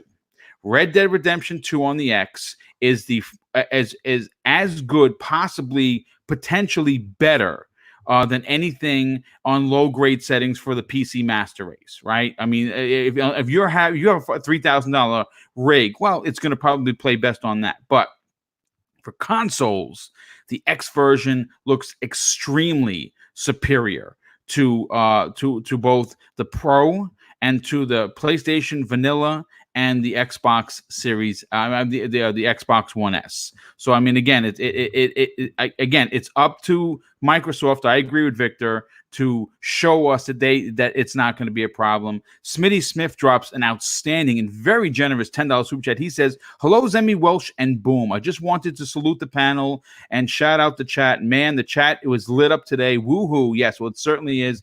And my very good brother drops a $20, a very generous $20 super chat. Basement Radio Arcade Podcast has this to say: even newer PC CPUs and GPUs are hampered by weaker specs. Devs do not develop games for a full core CPU in mind. Well, I mean, listen, this is coming from someone that's joined the PC Master Race, so I believe what he has to say. Newer console specs PC will finally see dev targets higher specs and create games with multi-core CPUs in mind. That is very true. And again, I'm glad that you understand all that. I just want to play good-looking games. And Chaos Mite with the $5 super chat. Thank you so much for being here, dude. That's a new name I haven't seen. If you have been here, I apologize. I'm glad that you are here today. Thank you for your generosity. He says games will be rendered for Series X and scaled down to S by removing features such as ray tracing for the S for the 1S. Love your content. Well, thank you, dude. Really appreciate the compliment. But of course, I appreciate you even more just being here. But let's move on to the next topic, folks. And this one is going to be a big one. And it's regarding this bad boy right here. Now, E3 2020 is look, let me just say this. You've heard it before, but I'm going to say it again. It is the Super Bowl of gaming. And sure, Gamescom and the Tokyo Game Show are, or by all accounts, huge shows. And they have a tremendous amount of foot traffic. But that doesn't compare to what E3 does with the digital aspect. Now, we know that Microsoft, for the 3 years running, has been the highest viewed on Twitch when it comes to their E3s, right? The digital way of watching movies has changed. The digital way of watching shows that a lot of people, either don't want to take the trip or actually can afford to go. Now, I'm very fortunate where I'm going to E3 this year. As a matter of fact, I'm going to be going with several people, Enrique's one of them, Gaming Forte. Most of the Iron Lords from that show are going to be going. We're all staying together in the compound, and it's going to be, my goal is to double the content that I had last year. And last year I had 41 pieces of content that went up. So I'm going to try and double that to 80. I'm going to be working my ass off because I want people to experience what I'm fortunate enough to do. And I want you to feel like you're there, and I'm going to give you that. But as this being an Xbox centric show, we're going to focus on this and what this exactly means for the Xbox brand. Now that Sony has confirmed that they're not going to be there. And more importantly, how Phil Spencer, Matt Booty, and of course, Aaron Greenberg need with a capital NEED, need to respond to this very apparent fumble by Sony. Now, some people will be like, boom, just a second. A fumble is a mistake. And, they didn't fumble the ball. They chose not to go. That would be your opinion. This is a fumble for business, in my opinion, and I'm going to stick with that. Now, Microsoft, as we know, found themselves in a very unique situation and position last year when Sony had announced very early in the year like this that they would not be attending E3. And fans, like everyone here in the chat, and of course the people that are a part of this panel, thought that Phil Spencer and Team Microsoft had a real golden opportunity to put the screws to Sony and build momentum for the brand. Now, I'm not going to say I did not enjoy E3 more than most. I absolutely did. And maybe that's a bias because I was sitting in the Microsoft Theater live and in person with Colt Eastwood on my right, King David on my left, and Jez Corden from Windows Central in behind me. And I saw this live and I loved it. Maybe my fanboyism or excitement of being there live is why I thought it was a great show. A lot of people didn't, and that's fine. That's fine if you didn't. Well, listen. Now, we've heard from Phil Spencer, from Matt Booty, and of course Aaron Greenberg that many huge announcements were, quote unquote, held off for various reasons. And based on what we know, they were holding their cards close to their vest very tightly. Now, it appears that all of this waiting that the community at large has been scratching our heads over is about to be paid off big this June. Now, as of this show, the industry is now 6 months away from North America's biggest gaming show in E3. And this particular E3 is unbelievably important for Microsoft. And what we are going to break down right now is how Phil Spencer needs to respond to Sony and how aggressive they need to be. I would dare say they need to cut their jugular from ear to ear on this show. They need to let it all hang out, and they have to leave nothing for anyone to say. They need to get up there and they need to completely just shut down the industry with the negativity, and they have an opportunity to do that. So this is how Phil Spencer actually responded on Twitter after Sony revealed that they were not attending E3 2020. And he says this: our fans, our team is hard at work on E3. We look forward to sharing with all who love to play what's ahead of us. Our art form has consistently been propelled by cross-section of creativity and technical progress. 2020 is a milestone year in that journey for Team Xbox. Hashtag Xbox E3, hashtag E3 2020. And he followed that with this: the fans are an amazing part of E3 every year for me and the team. Respecting and talking with the fans is such a special part of the show each year. Now, here are my bullet points, and I'm actually going to get into that. First of all, let me just say thank you to the Basement Mania Arcade podcast with the additional $2 debt. He says, boom, here's beer money for E3. Listen, here's the thing. I don't drink, but I will take a ginger ale or a Dr. Pepper, and then we can still tap glasses. So that's what we're looking to do. That we're going to be, dinner is going to, one night of dinner is definitely going to be on me for everyone at the compound. But let me just read my bullet points. And then, of course, I'm going to go to the panel, and I want to get your opinion. You know, you take the bullet points and you run with whatever suits what you're going to talk about. There's no specific order. To start off is this: games, and more games. Sure, it sounds simple, but Phil Spencer needs to unload everything that is near release, and even as far as 2 years out, leave no stone unturned. And here's my second one, and some people might like this: pull a Sony. Ignite the fan base with information of new projects, new games in development, and make sure the public is so hyped that consumers will want to invest in the next generation ecosystem now. The same way they did for Sony when they showed off God of War and Spider-Man and Detroit Become Human and all these games years before they were released to the public. They got people to buy the console based on what they saw. Microsoft needs to rip a page right out of Sony's book. Make E3 2020's Xbox briefing 2+ hours. Open with a huge AAA Xbox Game Studios title and close the show with a wait. We have one more thing to show you, and blow the doors off with a huge secondary Xbox Game Studio AAA announcement that will have the entire industry talking for months. Here's the fourth one. In the briefing, announced second and third party exclusive games coming to the platform. This is the forgotten art form that made the Xbox 360 so popular and drove console sales for that console through the roof. And here is the last two. Again, pull a Sony Part 2.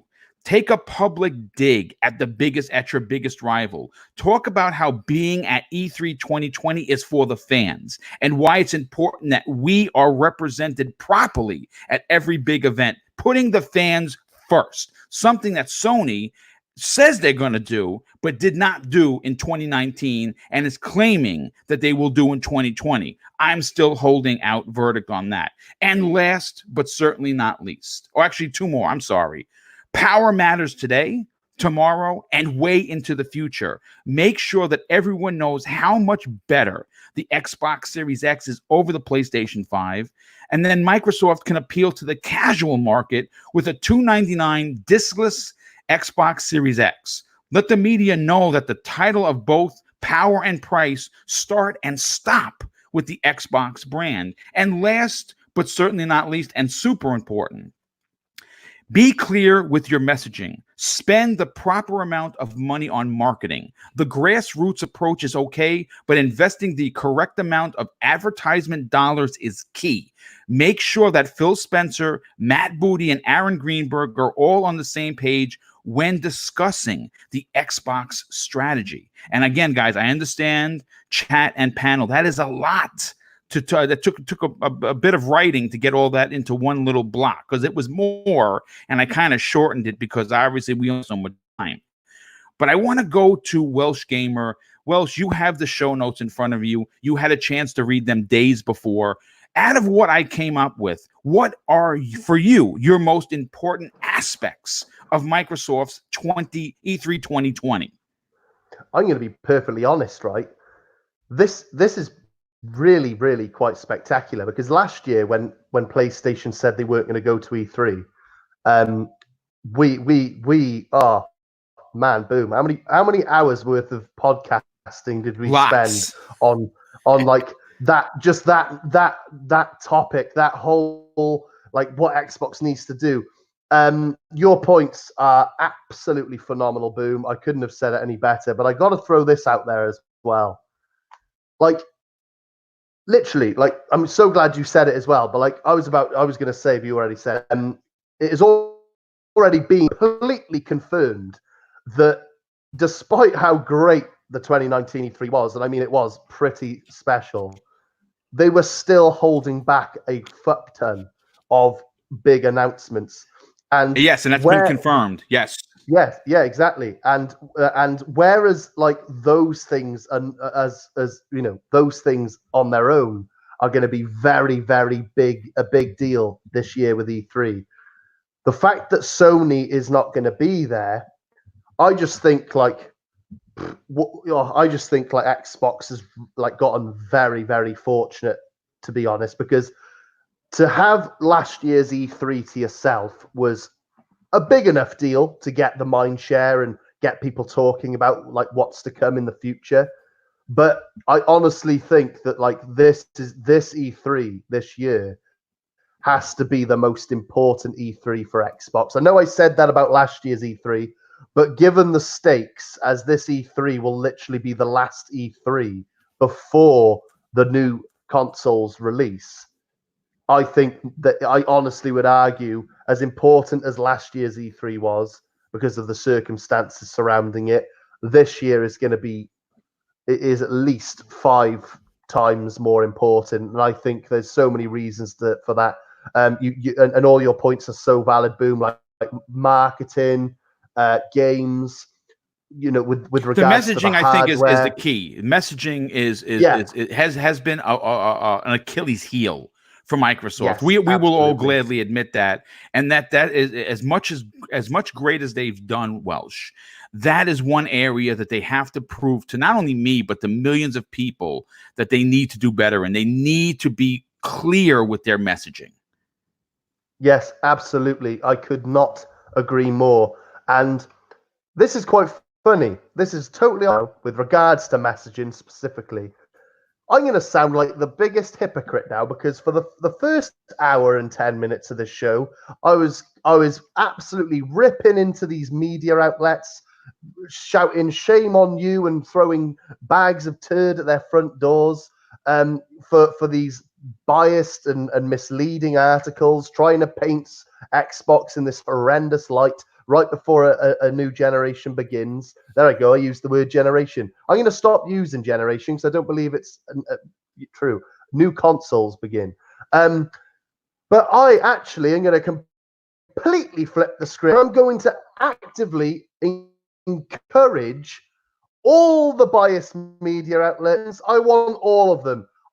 I want them to make as many flawed, poor, terrible titled articles.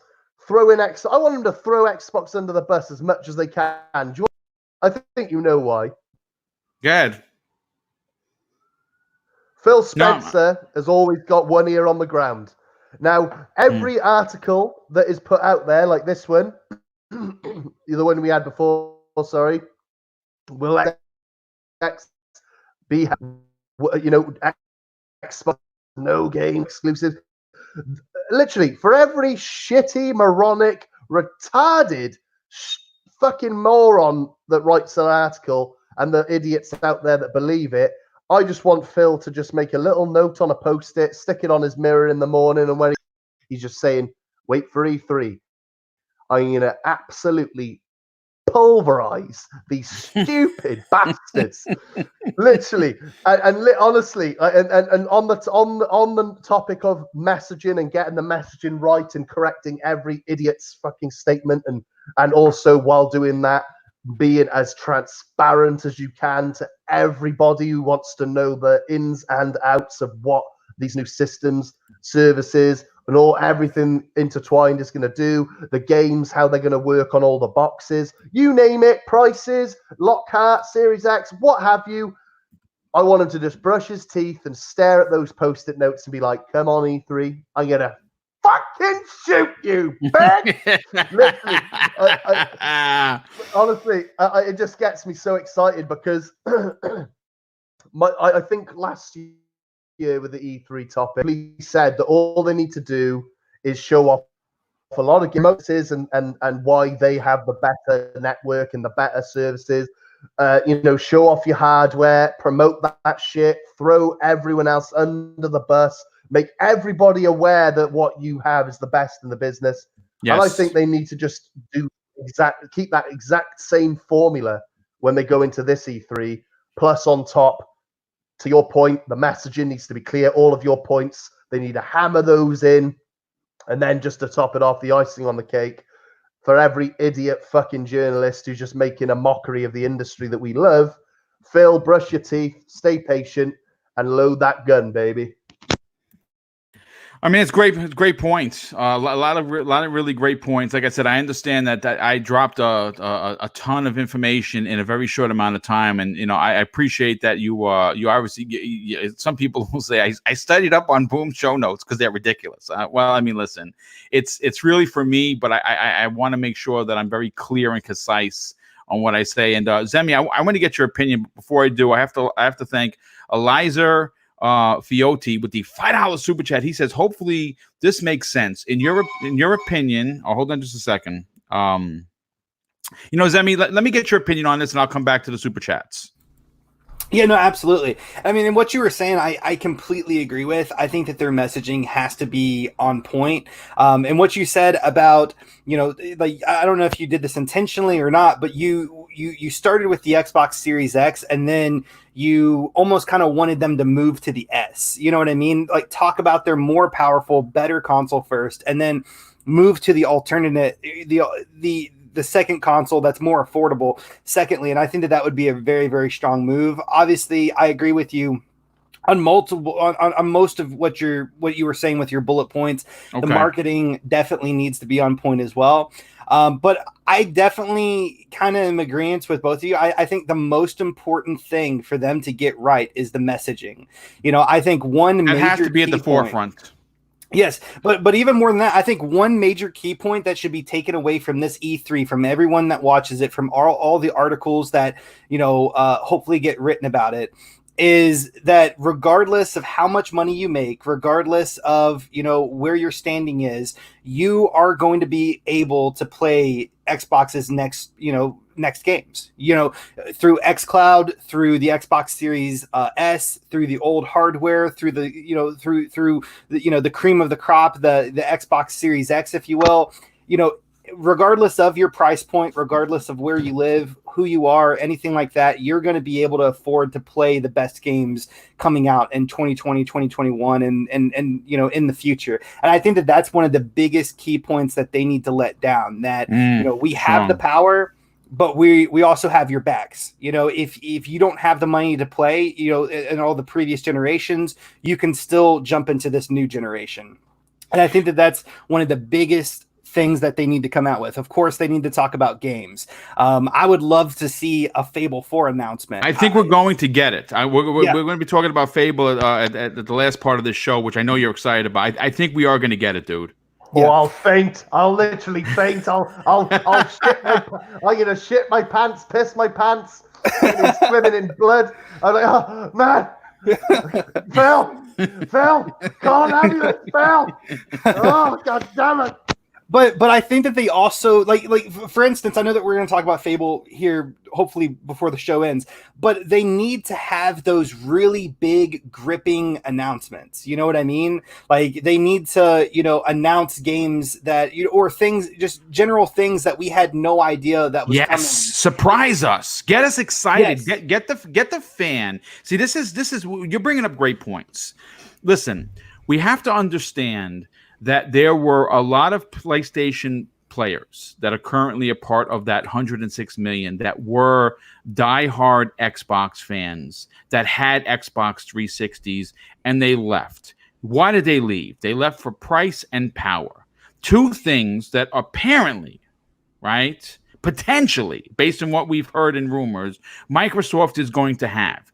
They're going to offer a box that's more powerful at $500. They're going to offer a box that's more powerful than the current Xbox One X, which is a fantastic console, at $299. We hear that they're putting 3 months worth of Game Pass in there, 90 days, 3 months of Game Pass in there. So the person buying this console doesn't have to spend a dime on a game. They can come home and there's going to be anywhere between 5 to 8 launch titles, some being AAA, some being AA, and some being single A and smaller indie titles. For all we know, we could be getting a dozen games. That dozen games is probably going to be in Game Pass. Push this advantage. Tell both consumers, both the casual and the hardcore, that we got you covered on both price and power. Oh, and PS, by the way, fuck off, PlayStation. You can't offer a Game Pass, so we're going to give you guys 12 games to play on your new console for free for 3 months. Push that narrative, if in fact that comes to fruition. Plus, Boom, like on that point, like I think it wouldn't have been last week, it would have been the week before, but like, remember when we did the math and we like say, let's just assume for a second that the PlayStation 5 and the Xbox Series X are like $499 each. Like they're both, let's just assume for a moment they're both the same price. Right.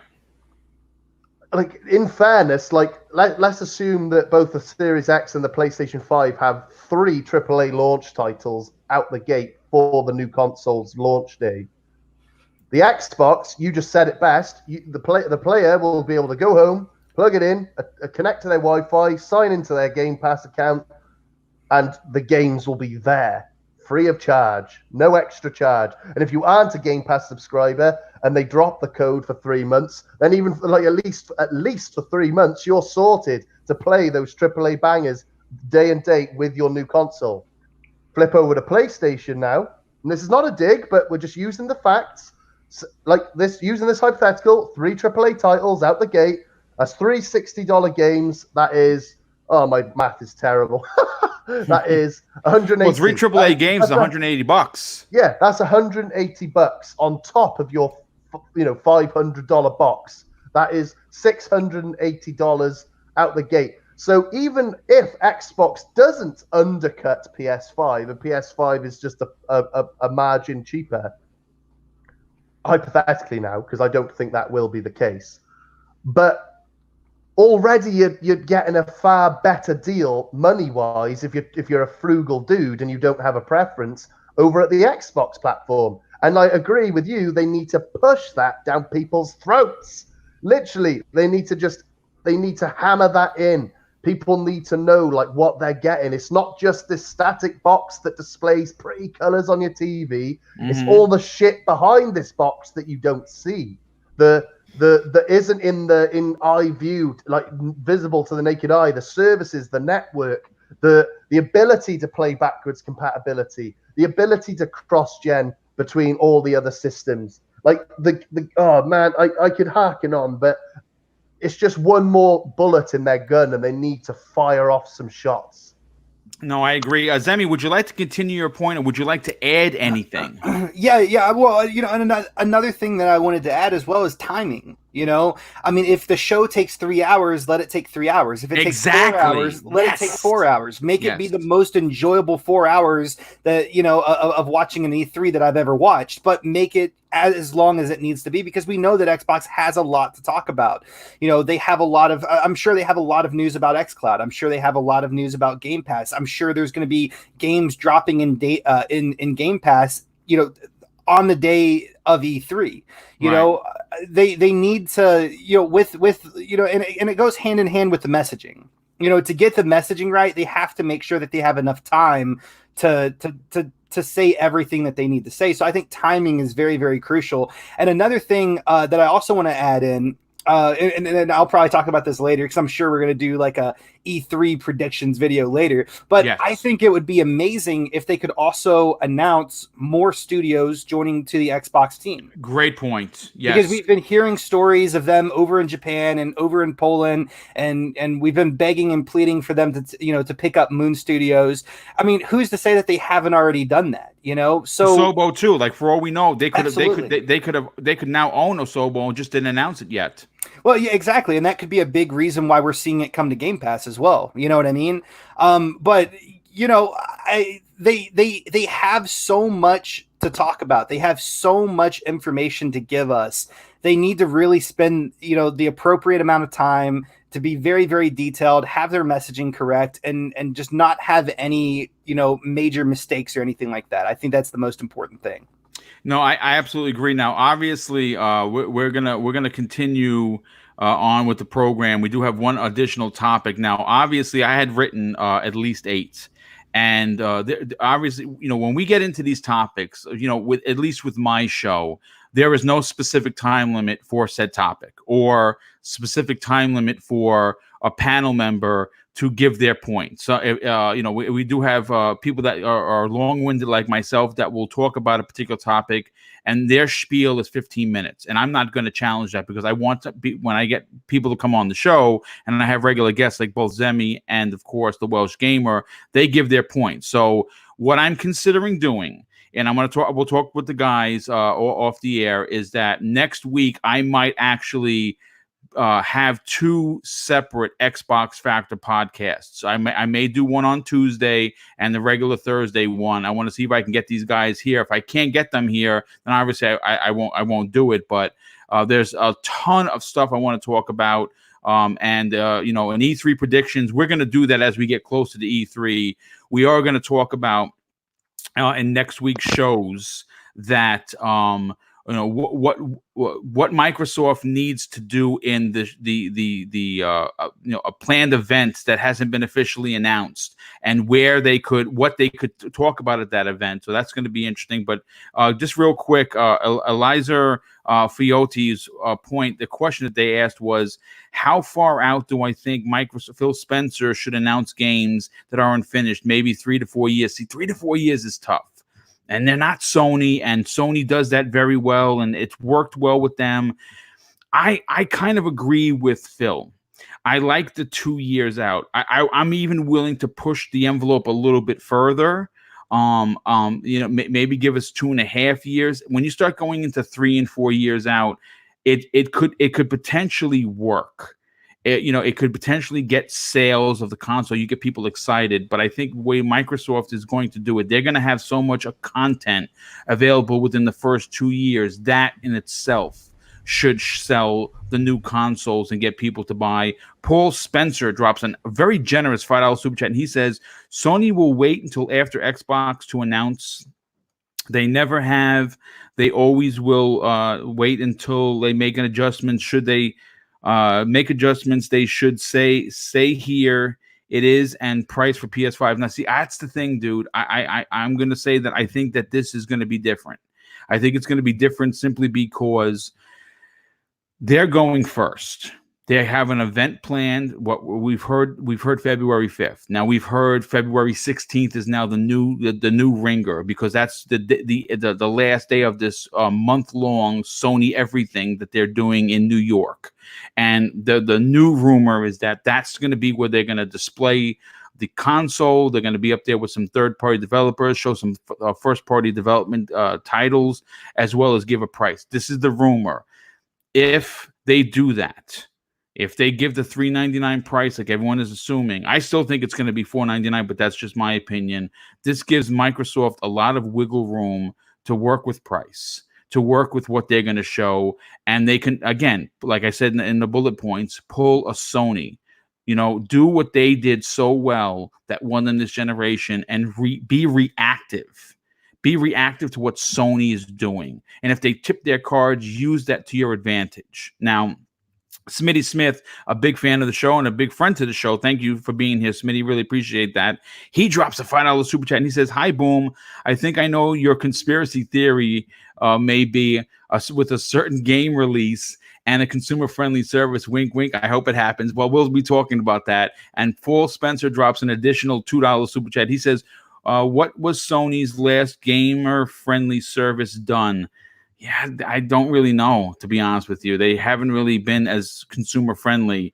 And Kubini Gaming drops a $2 super chat. He says, "Cyberpunk delayed till September, just broke." Yes, we talked about that a few minutes ago. Thank you for the $2 super chat and also the hot information off the presses. But let's move on to the last topic. And I think I'm going to pull up a picture, and I think it's going to get people very excited. Here we go. Let me bring up this picture. This is what we're talking about next, folks. We're talking about Fable. Fable information is obviously something that everyone that is an Xbox fan has been talking about. It's something that I have been very excited about. It's something that Zemi and, of course, Welsh Gaming is ultra excited about. But let's get into the particular topic at hand. Now, in a story pulled from GamesRadar.com, new and exciting information has been released regarding the new Fable title, rumored to be in development by Playground Games. Now, the article is suggesting that Fable 4, as we all know, is happening. No big deal there. But apparently that it's going to be very story focused, and we will be returning to Albion once again. Now, it's safe to assume that with 2020 being the launch of the Series X and the new confident and focused Phil Spencer leading that charge, Fable is a franchise that every Xbox fan is excited to see, and I believe it's coming back in a big way, but I believe it's going to be at E3 in an even bigger way. Now, interestingly enough, Phil Spencer has an answer as to why we didn't see Fable 4 at E3 2019. He says this. Xbox, this is what actually he has to say. Xbox wants to make sure that when we talk about things to come, whether it's Fable or not, that the team feels very solid about what they are doing. Maybe there wasn't enough done to show a fully realized Albion. At least that's my opinion. I think the time is right now. And E3 2020, as we know, it gives whoever's developing it, I'm going to say it's Playground Games, 6 months to put together something very special. Now, I don't know if we're going to get actual gameplay or we're going to get just a rendered cutscene that's maybe 1 minute and 45 seconds long that shows Albion, that shows your character, that shows the world of Fable. But they need to do it. They need to do it. And I do have a theory, and understand this is just my opinion, folks. The big industry movers and shakers know what each other is doing for the most part. Maybe not the secretive stuff, but they understand the business aspect, and they know what the left hand is doing and what the right hand is doing. Okay. I think Microsoft had an idea that Sony may not return to E3 2020 and possibly bet big on that.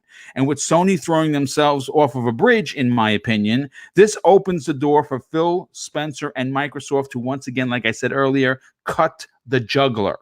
Okay. Now, because Fable is so important to the platform, and because a seasoned developer like Playground Games has been hard at work at the story-driven, adult-themed, third-person action-adventure title for at least the last 2 to 3 years, I'm willing to bet that Fable 4 is much closer than anyone here is willing to admit. Now, panel, I'm coming to you. E3's 2020 importance cannot be denied. And because Microsoft will have the entire world watching, this storybook situation could not have been written any better, at least in my opinion. Do you agree that now is the right time for Playground Games studio head Gavin Rayburn to walk out on stage and present our first look at Fable 4? And I'm going to go to Welsh Gamer because I know you're chomping at the bit. Take it away, Welsh. Run. Sorry, I'm chomping. Oh, man. Oh, Jesus Christ.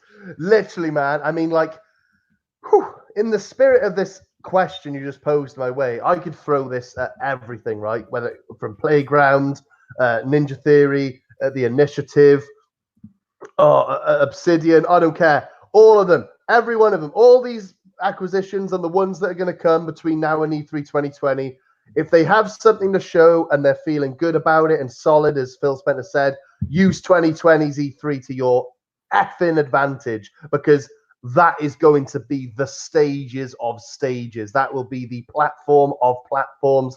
That is where you want to be if you have a compelling game to show for the Xbox platform. But with that said and done, this topic is about Fable specifically. And frankly, even though I'm often asking the question, what the hell are they working on the initiative?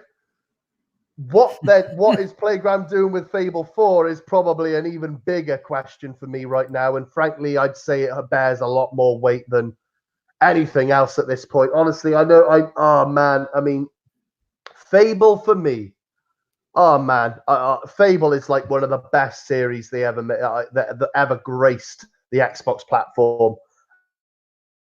Even Fable 3, which was not a favorite for a lot of people, Fable was the more popular one. Sorry, the more popular ones, and rightly so. Like the third one wasn't as good as the first and second one, but regardless, that series, that like Fable as a series, is just absolutely outstanding, and it's just Xbox hasn't quite, for me, as much as I love it, I endorse it. I will say when things are good. I'll say when things are bad. I love its games. I love its services. I'm always willing to, recommend this, that, the other. I do love the Xbox platform. That is why I am here. But I would be a complete and utter liar if I didn't say that this generation has really missed a Fable. Like, it really has. Like, really, really, really has missed the Fable game. Like, I absolutely love Fable, and I've been saying for years that Playground Games are working on it. I think I did a video back in 2016 about it, which got however many thousand views on my channel. Probably one of the better videos received on my channel, and that was way back then. I'm for this, and regardless of whether your theory, Boom, on Xbox maybe knowing in advance that PlayStation was going to skip on 2020's E3, we'll never truly know. There's probably a very good chance right in saying that, because, as you said, they do, as much as we like to paint this picture that Xbox, Sony, and Nintendo hate one another and are in the back alleys with bloody truncheons and bloody knives and shanks and be like, yo, motherfucker. We can literally play this game all day. But bottom line, they do communicate. They are probably friends because they are part of the industry to some extent. And they probably know back information. You probably have to let these places know well in advance if you're going to be there or not. And we're only hearing about it now because Sony have to announce it. So, but regardless of whether that's true or false, so the fact is Sony's not going to be there.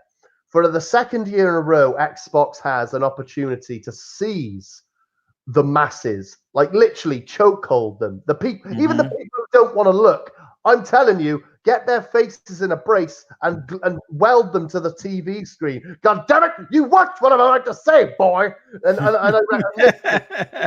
honestly, and when I say this, right, because we've already said in the previous topics about all the things, the clinical and important messages that need to be said. But let's boil down the one thing that we, as the mass populace, whether casual or hardcore, want to see on that stage, and that is games. And for me, Halo, Gears, Forza, they are staples, pillars of Xbox. But like I said, Fable has been sorely missed this generation, and Fable is another one of those pillars. And I think with Playground Games and Turn 10, with another Forza Horizon on the horizon, pardon the pun, you've got Forza Motorsport 8 on the horizon. Undead Labs is likely gonna, if not this year, soon enough, you're gonna hear something about a State of Decay 3. Sea of Thieves, Rare with Everwild and all that stuff. We've been speculating a new Perfect Dark and making it their own. And there's a lot going on. There is really a lot to get excited about. Honestly, Hellblade 2, The Initiative. We know they're working on multiple projects. There's so much they can do, and I just think announce, and then at the end of the show, just be like, hold on, Fable. Show a trailer. We have one more thing to show you. Yeah, literally. So when you literally think, Jesus Christ, I can't take it. There's so many games. Oh my Lord. They drop the mic on you, like literally, like, right, oh yeah, there's just one more thing we want to show. Hit the lights. Play it, Roy. And then Roy with a bloody mustache and massive specs behind the press the play button. I love it. Like these good old Roy. Good old Roy down the seas, the guy who pulls the curtains and everything. He's great, that guy. But he's gonna press play and boom, what do you know? Fable, whether it be a reboot or a continuation, they're gonna play a 2.5 minute cinematic trailer. You're gonna see a land, Albion in all its glory. You might get a quick glance at some like fighting mechanics or something. I don't know. And at the end, it's just going to be studios, Playground Games.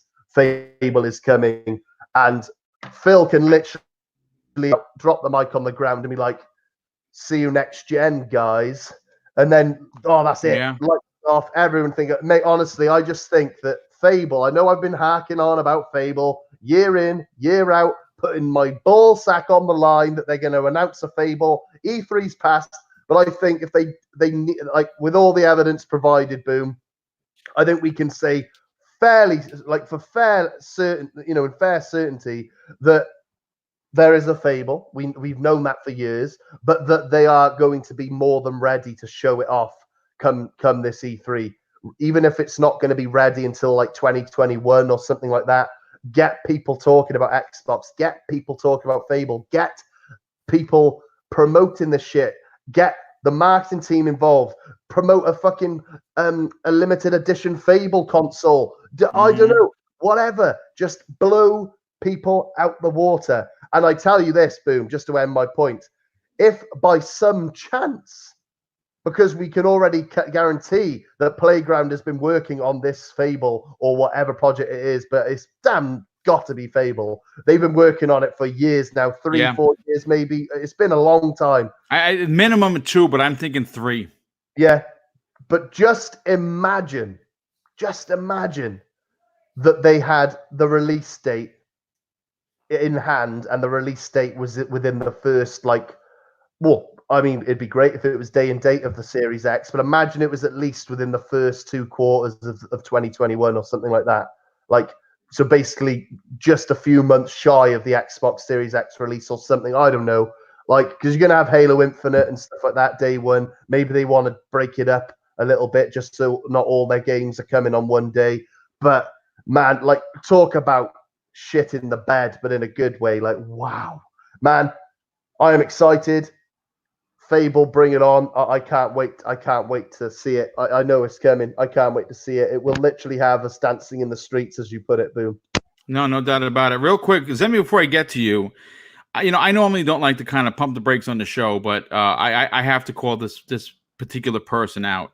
Beyonder Mall has something interesting to say. And for the most part, he says this: listening to these delusional Xbox fans is comical. That's fine. You think I'm delusional? That's fine. I can fucking guarantee you that I've been gaming a lot more longer than you, and I've owned every console in existence. And And that puts my opinion well above yours. Sorry. But this is where it kind of gets me a little bit. It's entertaining how dumb these clowns are. See, now, why the insults? This is what I understand. First of all, take a step back for a second. Look in the mirror, and who's really the dummy here?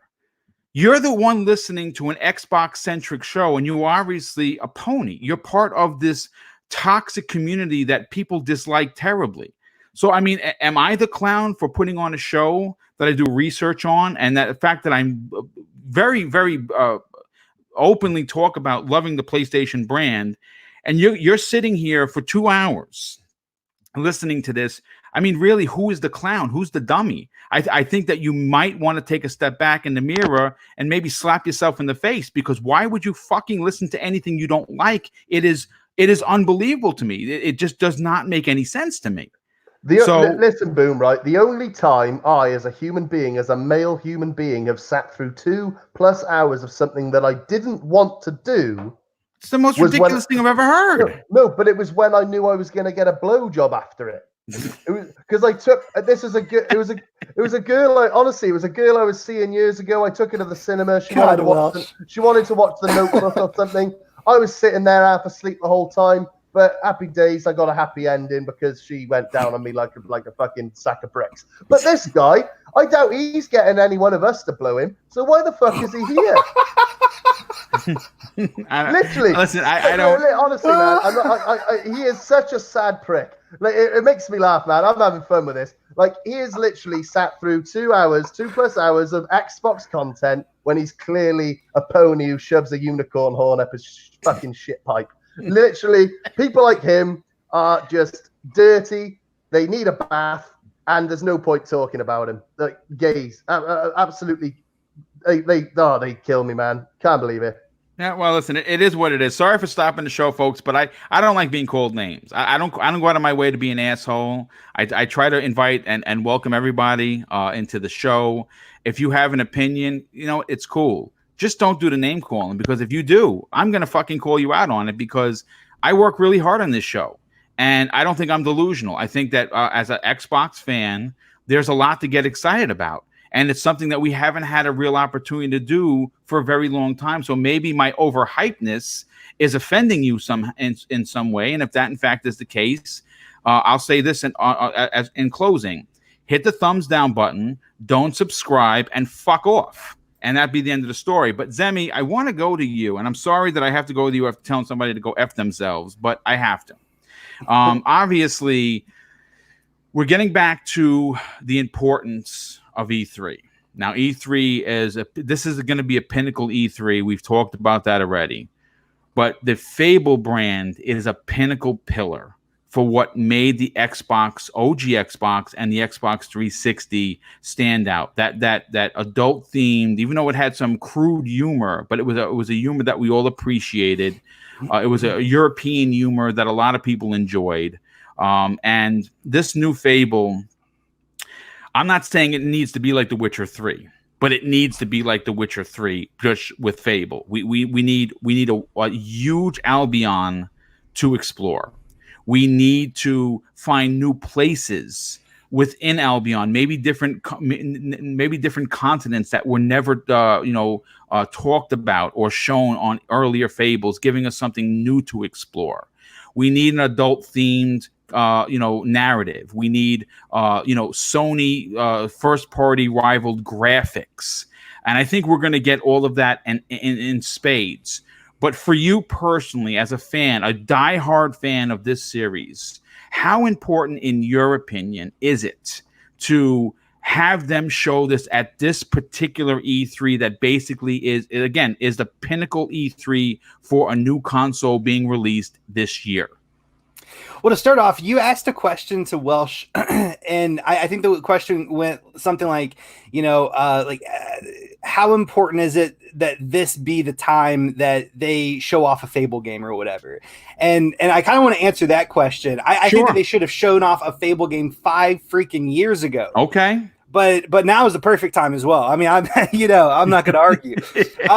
No, I'm beyond excited for this game. I'm a huge Fable fan. I fell in love with the first game. It led me to the second, led me to the third. I'm probably one of the rare people out there that actually really enjoyed Fable 3. And in some ways, I actually kind of prefer Fable 3 above Fable 2. That's just me. Oh, okay. I'm probably going to get some bad words yelled at me in the chat, but that's okay. But no, I am a diehard Fable fan. I love the series. And what you were talking about with, like wanting it to kind of expand more, I do want it to expand more. I want them to expand on the combat, expand on the idea of what makes a Fable game, but I also want them to very much stay close to the roots of what makes a Fable game. I mean, okay, that's a good point. You can kind of expand off somewhat, but make sure that it's still grounded and me remembering all the things that happen in Fable 1, Fable 2, Fable 3. Make it still a Fable game. I don't want to play The Witcher 3. I want to play Fable, right? Gotcha. But yeah, I'm super pumped for it. I think I do think now is an excellent time. I think it's a very strong move for Xbox if they do announce Fable at E3, which I very, very strongly think that they will. But what's more is I actually made like a little prediction, a theory, and usually my theories are wrong, but I really would love to see them announce Fable 4 at the end of the show and say that it's going to be a launch title. I would love to see it come out right next to Halo, right next to Forza. I think that would be a huge mic drop moment. There are a ton of people out there that absolutely adore Fable that have been, just crying for a new game for all of this generation, ever since probably the third game released.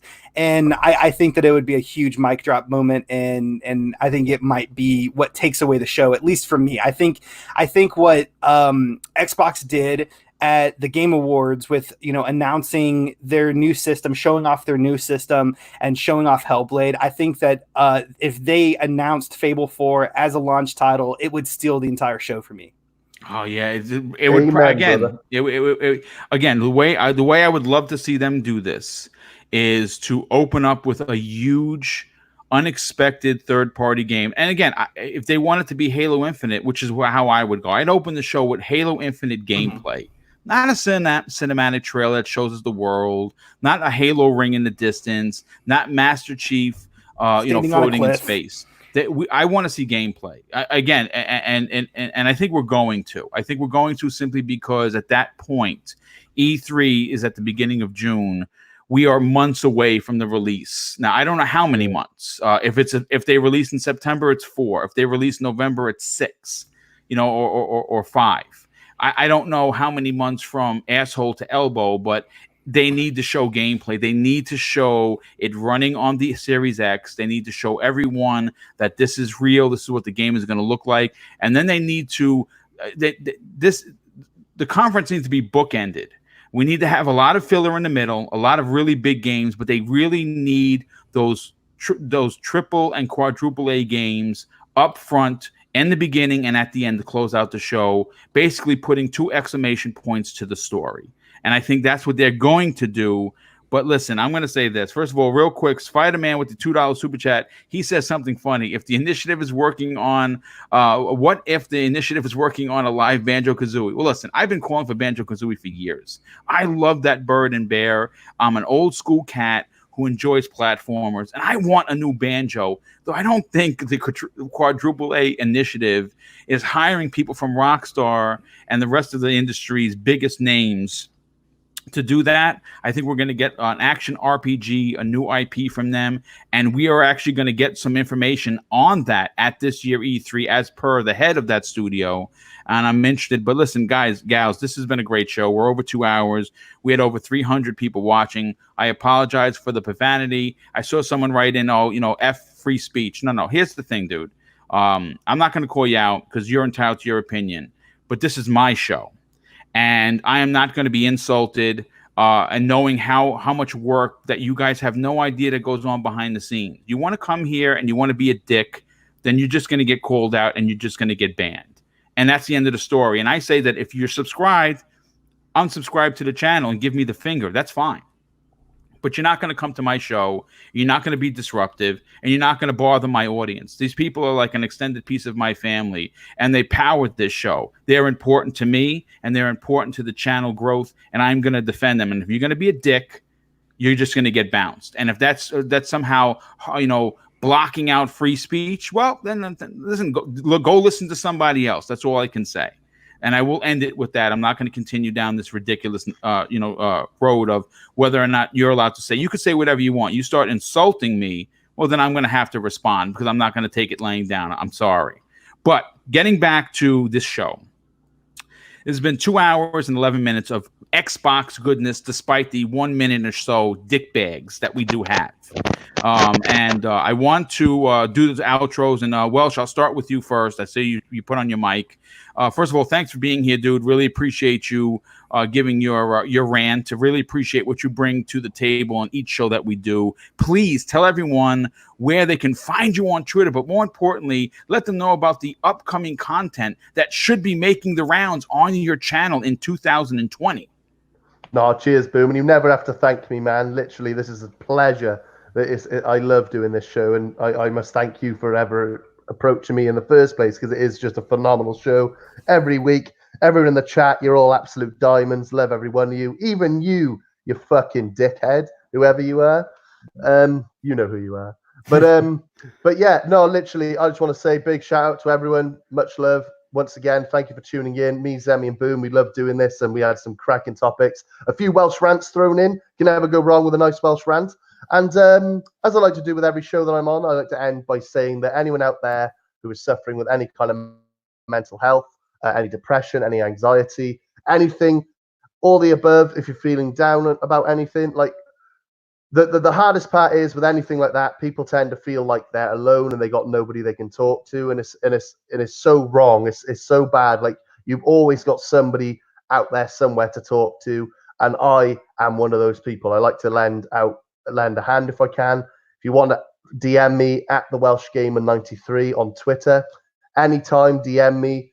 We can either just chat in the DM, we can party up on Xbox, we can Skype.